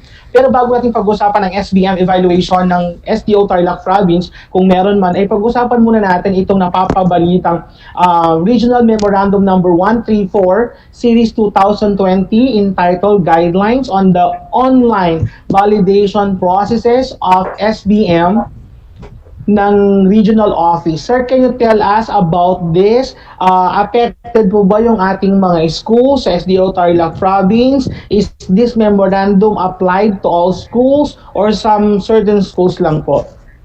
Yes, thank you very much, Sir Roger, sa question mo. Hindi po ito affected, hindi po lahat kasama yung lahat ng schools sa SDO natin.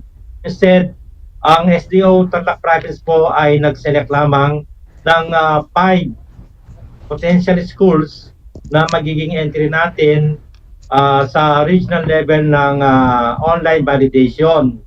So these 5 schools, siguro by this week, mayroon po tayong memorandum na ginawa po ng ating bagong SEPs ng MNNE to the guidance of our chief of course, na kung saan ito pong 5 na ito ay makikita sa memorandum na ito kung sino-sino mga ito. Then these 5 schools, sila pong lahat ay nasa SBM level 3 na category. So ang pagkakalam ko po, bali 2 high school yan at saka 3 elementary. So yun po, sir, at sila po ay magiging entry natin sa regional level. Okay, sir. So, sa buong division, out of the 500 elementary schools and more than 50 secondary schools po, only 5 were chosen to participate in this online validation processes of school-based management. Tama Yes, po, sir? Tama po, tama po. Is it safe for you to announce the name of the schools po? Or we will wait for the memorandum? Siguro, sir, it could be better if we will wait for the memorandum. Siguro within maaaring tomorrow po o by Wednesday, lalabas na po yung memorandum na iyon. Okay, so napakaswerte nung 5 na schools na yon na makakasali dito sa online validation processes ng SBM as one of the milestone that they have to celebrate in the school. Imagine, sir, no, ang dami nating elementary schools, ang dami nating mga high schools, but these 5 schools were chosen to be the parang sample schools ng SDO Tarlac Province para dito sa online validation. Is this the first time, sir, na magkakaroon tayo ng online validation processes of SBM? Yes, sir. This is the first time na online. Actually, ito po, dati ginagawa na po ito ng region, pero noong pa pong before pandemic, dati kasi face-to-face pong ginagawa itong validation na ito. But this time, online po ang gagawin nila. Dito po, sa nabanggit ninyong Regional Memorandum, sir, na Regional Memorandum 134, naka-state na po lahat doon kung ano po ang gagawin ng mga schools at saka yung evaluation or validation process. Andun na rin po kung ano ang gagawin ng mga schools. Bali, ang gagawin na lang po niyan is to provide technical assistance to them from SDO, SBM Task Force, same true with the PSDS concern, kung sino po yung mga PSDS na nakakasakop sa mga schools na ito, sir. Okay po. So siguro ito yung magiging opening salvo ni Ma'am Jean Therese as the new SEPs po ng SMME, yung magbigay ng technical assistance sa 5 schools na napili para mag-represent sa SDO Tarlac Province on this milestone. My next question, sir, is since meron na pong guidelines ang regional office with regards sa SBM evaluation at ang participants doon ay yung schools po natin sa Tarlac Province na merong SBM Level 3. What about the other schools po? Do we have the SBM evaluation in our own division, sir?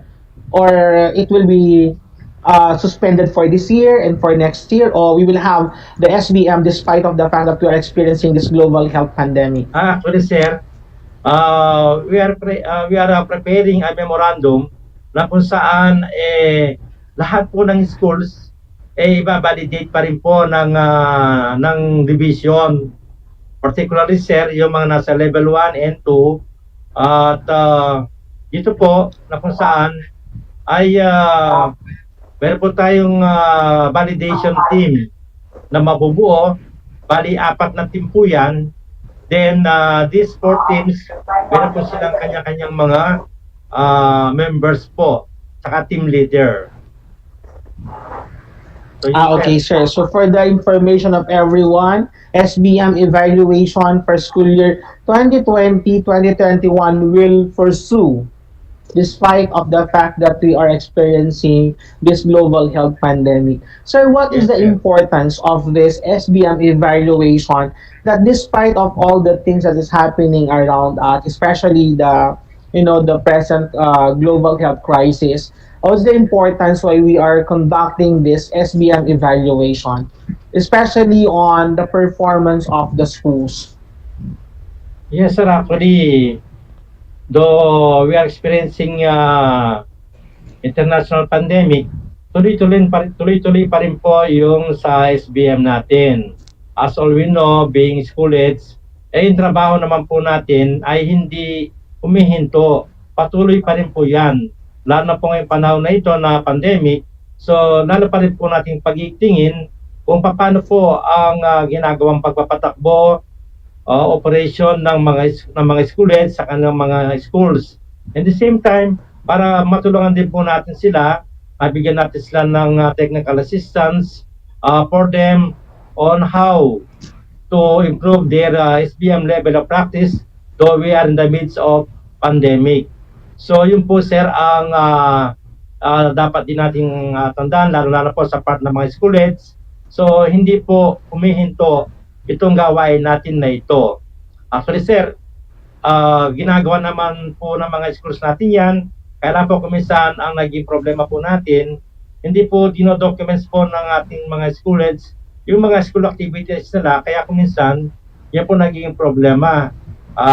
Pagdating po ng evaluation, parang ayun, nahabol-nabol sila, naging crumple po sila when it comes to the preparation of documents. Like this time, dahil ano po ito, online po ito, definitely po mga documents natin, puro mga soft copy po yan.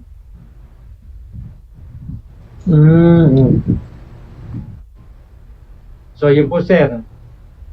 Okay sir. So you made mention sir, no? Kaya sabi mo it will be done online.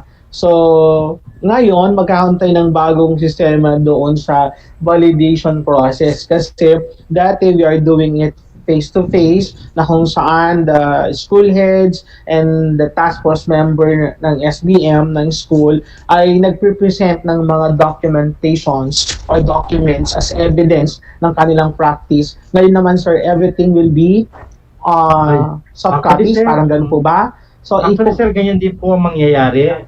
Magkakaroon po tayo ng audio-visual presentation ng school SBM team headed by our school head. Then from among his team, meron pong assignment ang mga yan by principal po. Like for example, if we have 4 principals of dimension, makakaroon po siya ng 4 na team from the school. Then ito pong mga team na ito sir, yung mga team members na ito, magkakaroon din po siya ng presentation one by one. So hindi naman po ibig sabihin na ang principal lang yung magkakaroon ng presentation or audiovisual presentation. Ganon din po yung mga ibang SBM team po ng school.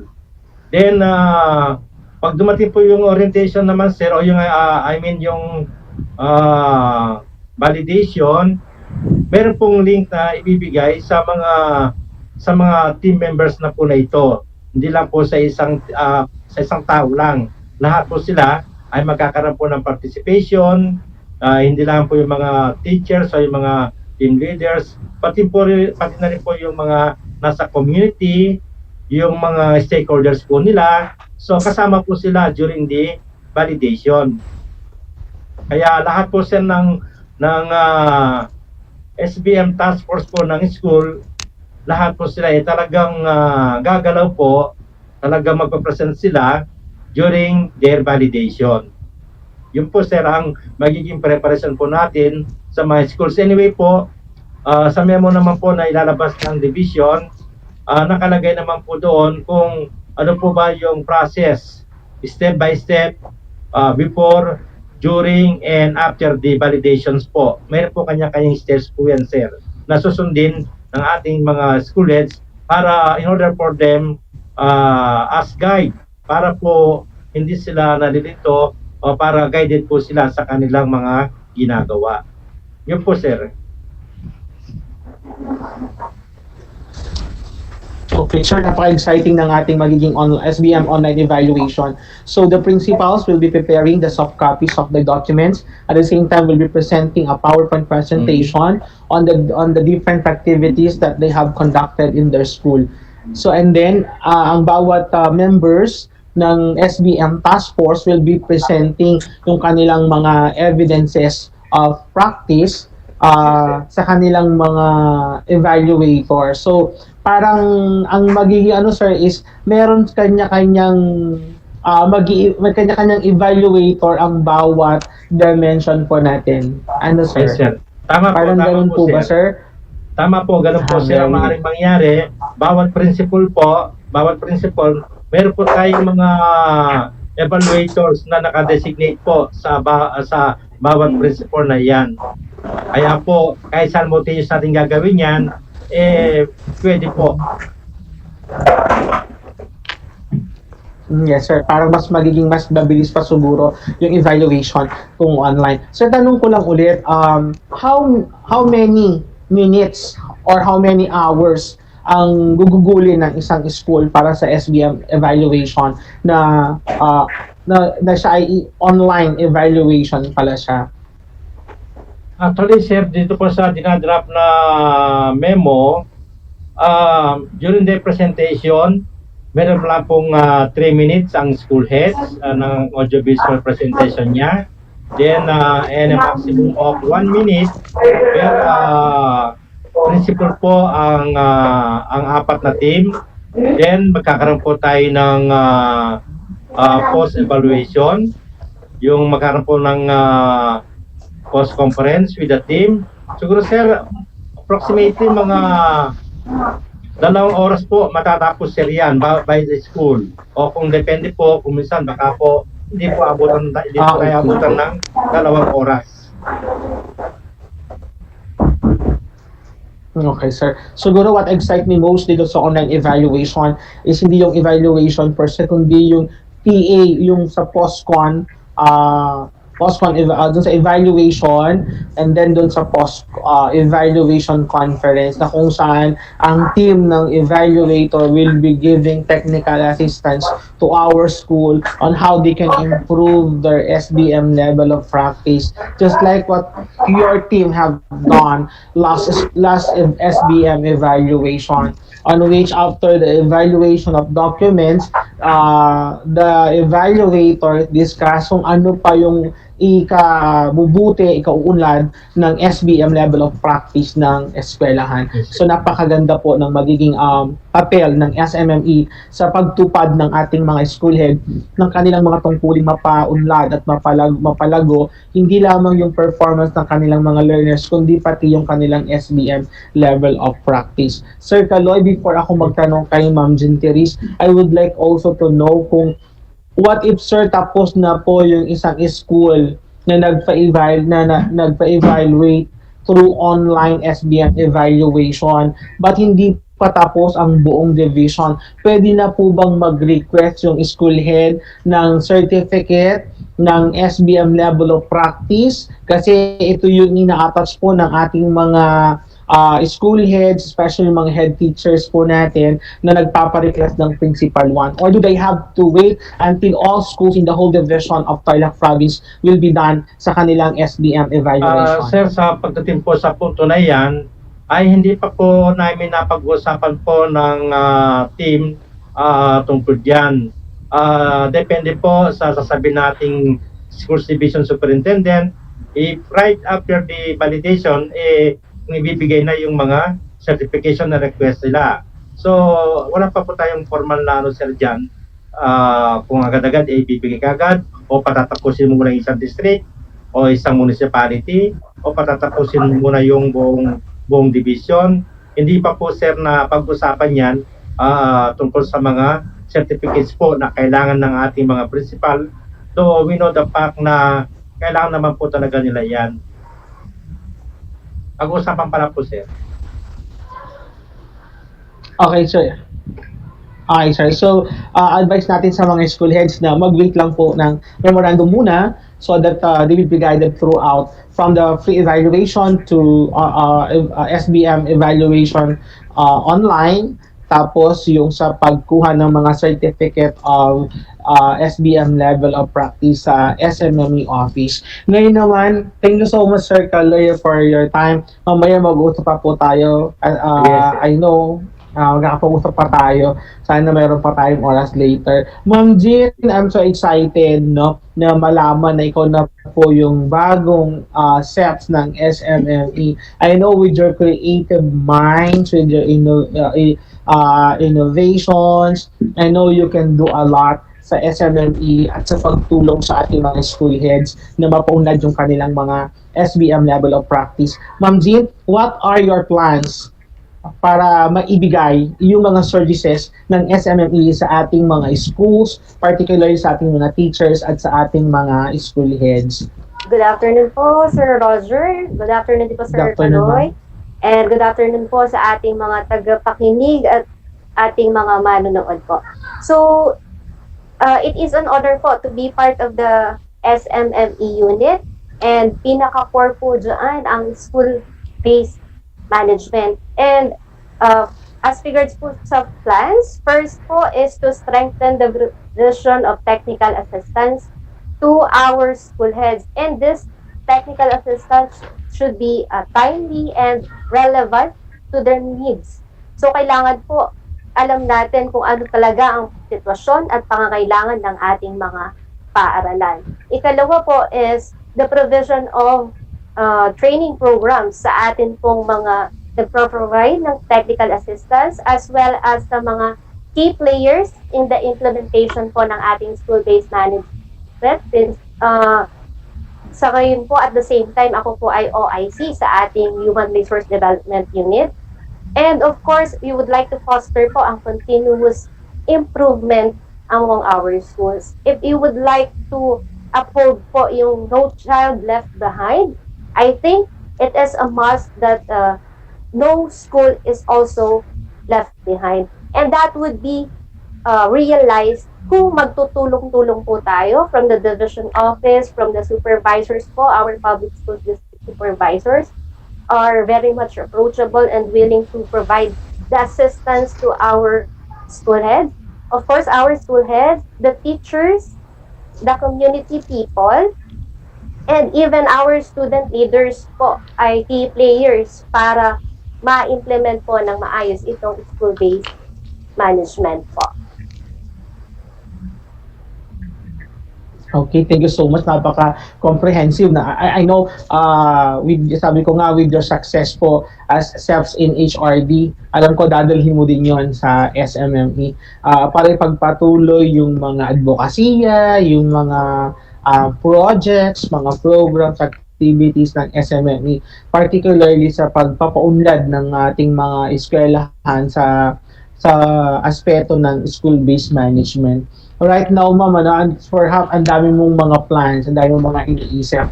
So gusto ko lang malaman, what is your message, ma'am, sa mga school heads, sa mga teachers, sa mga PSDS na planning to go to your office, planning to seek for technical assistance sa iyong office, at planning to ask for technical expertise sa kanilang mga magiging projects, sa kanilang mga magiging activities or programs. Opo, sir. So, sa atin pong mga school heads, supervisors, teachers, na nangangailangan po ng technical assistance from the SMME, very much willing po tayo na mag-provide nito kung ano man po ang maibibigay namin sa kanila. So, first of all, sa school-based management po, mag-provide po tayo ng technical assistance para ang level of practice po ng ating mga paaralan sa Schools Division of Tarlac Province ay umangat. Ikalawa po sa testing, dahil isa rin po sa mga serbisyo na ibinibigay po ng SMME ay ang testing po, English proficiency test, mga assessment po ng ating mga learners. Pero so far po, ang assessment po ng ating mga learners ay naka-hold since we have the COVID-19 pandemic, and ang safety po ng ating students ang ating priority. And of course, monitoring and evaluation po ng ating mga programs, projects, and activities. So, it's not enough that we are able to implement them. We must be able to monitor and evaluate them so that we could improve the way we implement or conduct those activities po. So, yun po ang ating ipapangako sa inyo na tutulungan po natin sila. Okay, thank you so much, ma'am. So, yung magiging sa yung office is client-friendly office, ano, ma'am? Kasi dudumugin ka ng mga tao, dudumugin ka ng mga school heads, ng mga teachers, especially during nga yung sa SBM evaluation, sa pagkuha ng kanilang mga certificate of SBM level of practice, sa pag-follow up ng mga iba't ibang reports na may kaugnayan sa evaluation. Isang tanong na lang, Ma'am Jean. Gusto ko lang malaman, sabi ko nga kaya na maybe yung itong RM 134 Series 2021, which is the online validation processes of SBM level of practice. At meron tayong 5 schools na magiging sample ng division para dito sa activity na ito ng regional office. So, how do you plan to give technical assistance sa mga 5 schools na to? Do you have the plan to visit them in their schools? Do you have the plan to call them sa yung office? Or paano, ma'am? Para alam lang nila, maybe yung iba very excited na. So, since pinagbabawal po muna ang face-to-face interaction, ang provision po ng technical assistance is through online po. So, pwede rin po kaming i-message sa aming messenger account. So, ang pinaka-importante po dyan na ipapaalala natin sa mga school heads natin na mapapabilang po dun sa 5 po ay i-ensure na merong shared responsibility and accountability between and among the school heads, the teachers, the parents, the community people, and the student. Kasi hindi lang po yung mga school heads ang titignan, ang kakausapin, ang interviewin, maging po ang ating mga parents, community people, at saka student leaders to ensure na talagang na-involve po sila sa pag-craft ng mga programs para sa school. So, yun po. Okay, thank you so much, Ma'am Jean Therese. Ang dami kong gustong tanungin, ang dami kong gustong malaman sa ating bagong talagang sets ng SMME. However, we don't have ample time anymore. Gusto ko lang ibigay din ang respeto ko kay Sir Kaloy. Ma'am Jean Therese, thank you so much for your time. I'm so happy to learn that you are now the SEPs in SMME. And then, Sir Kaloy, any message po sa ating mga televiewers, sa ating mga listeners, school head teachers na laging sumusubaybay sa ating segment sa SMME? Alam po kasi bukas ihahatid ka na sa iyong bagong destinasyon, ang Concepcion South District. And I do not know if we could still invite you to be part of the interview ng SMME unit. So, any words for them? Words of gratitude that you would like to convey to our listeners and televiewers? Yeah, thank you very much, Sir Roger, for this opportunity. Una po, nagpapasama po ako ng marami sa lahat ng mga nakapagambag, lahat po ng mga tumulong, lahat po ng mga effort na ginawa po ng ating mga kasamahan para lalo pa pong mapaunlad yung SBM level of practice ng ating mga school. Though we know the fact na trabaho po ito ng mga school heads, pero tayo po bilang mga supervisors, napakahalaga din po ang tungkulin natin dito dahil talaga pong gagabayin natin, isa-isahin po natin ang ating mga school heads in order for them na ma-level up po yung mga school nila. At yun naman po talaga, as a supervisor, ang pinakapangunahin nating trabaho to provide technical assistance on a skill level of practice to our school heads, and at the same time sa school po, sa mga teachers, sa mga stakeholders po natin. At by the way din po, gusto rin pong announce si Roger, though hindi po ito naka-align sa SPM. If you remember last week, nagkaroon po tayo ng computer-based EPT sa ating mga teacher applicants. Masaya po kaming ibinabalita sa inyo na naibigay na po ng BEA yung CBT EPT result natin. Sinent na po sa atin nung Saturday. So, andito na po sa personnel yung yung result ng EPT. So, yun po sir. Thank you very much po for inviting us here in this segment. Mabuhay po tayo lahat at pagpalain po tayo lagi ng ating Panginoong may kapal. Okay, sir. Thank you so much, Sir Kaloy, for your time. Kahit na very busy ka na packing up your things for your new station in Concepcion South District, but still you managed to give us your precious time. Ma'am Jean Teresa, thank you so much. Alam ko marami pa tayong series of panel interview. Kasi regular po tayo na napapanood at napapakinggan sa DCTC, Radyo Pilipino, Tarlac, every 5 o'clock ng weekdays. It could be Monday, it could be Tuesday, or Wednesday. So alam ko, i-reserve ko yung aking mga tanong para sa ating susunod na episode. Again, Sir Kaloy and Ma'am Jean Teresa, maraming salamat po for spending your precious moment with us this afternoon. At sa lahat ng ating mga tagapakinig, tagapanood, maraming salamat po sa pagtutok niyo po sa Aral TarlakHenyo. Muli, ako po si Roger T. Ramos, ang inyong PSDS broadcaster, nagsasabi, stay home, stay safe.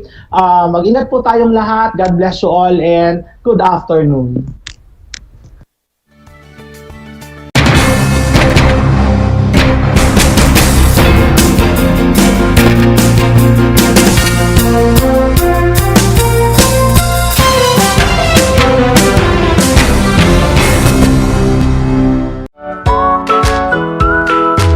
Ang aking pagbati at paghanga sa inyong patuloy na pag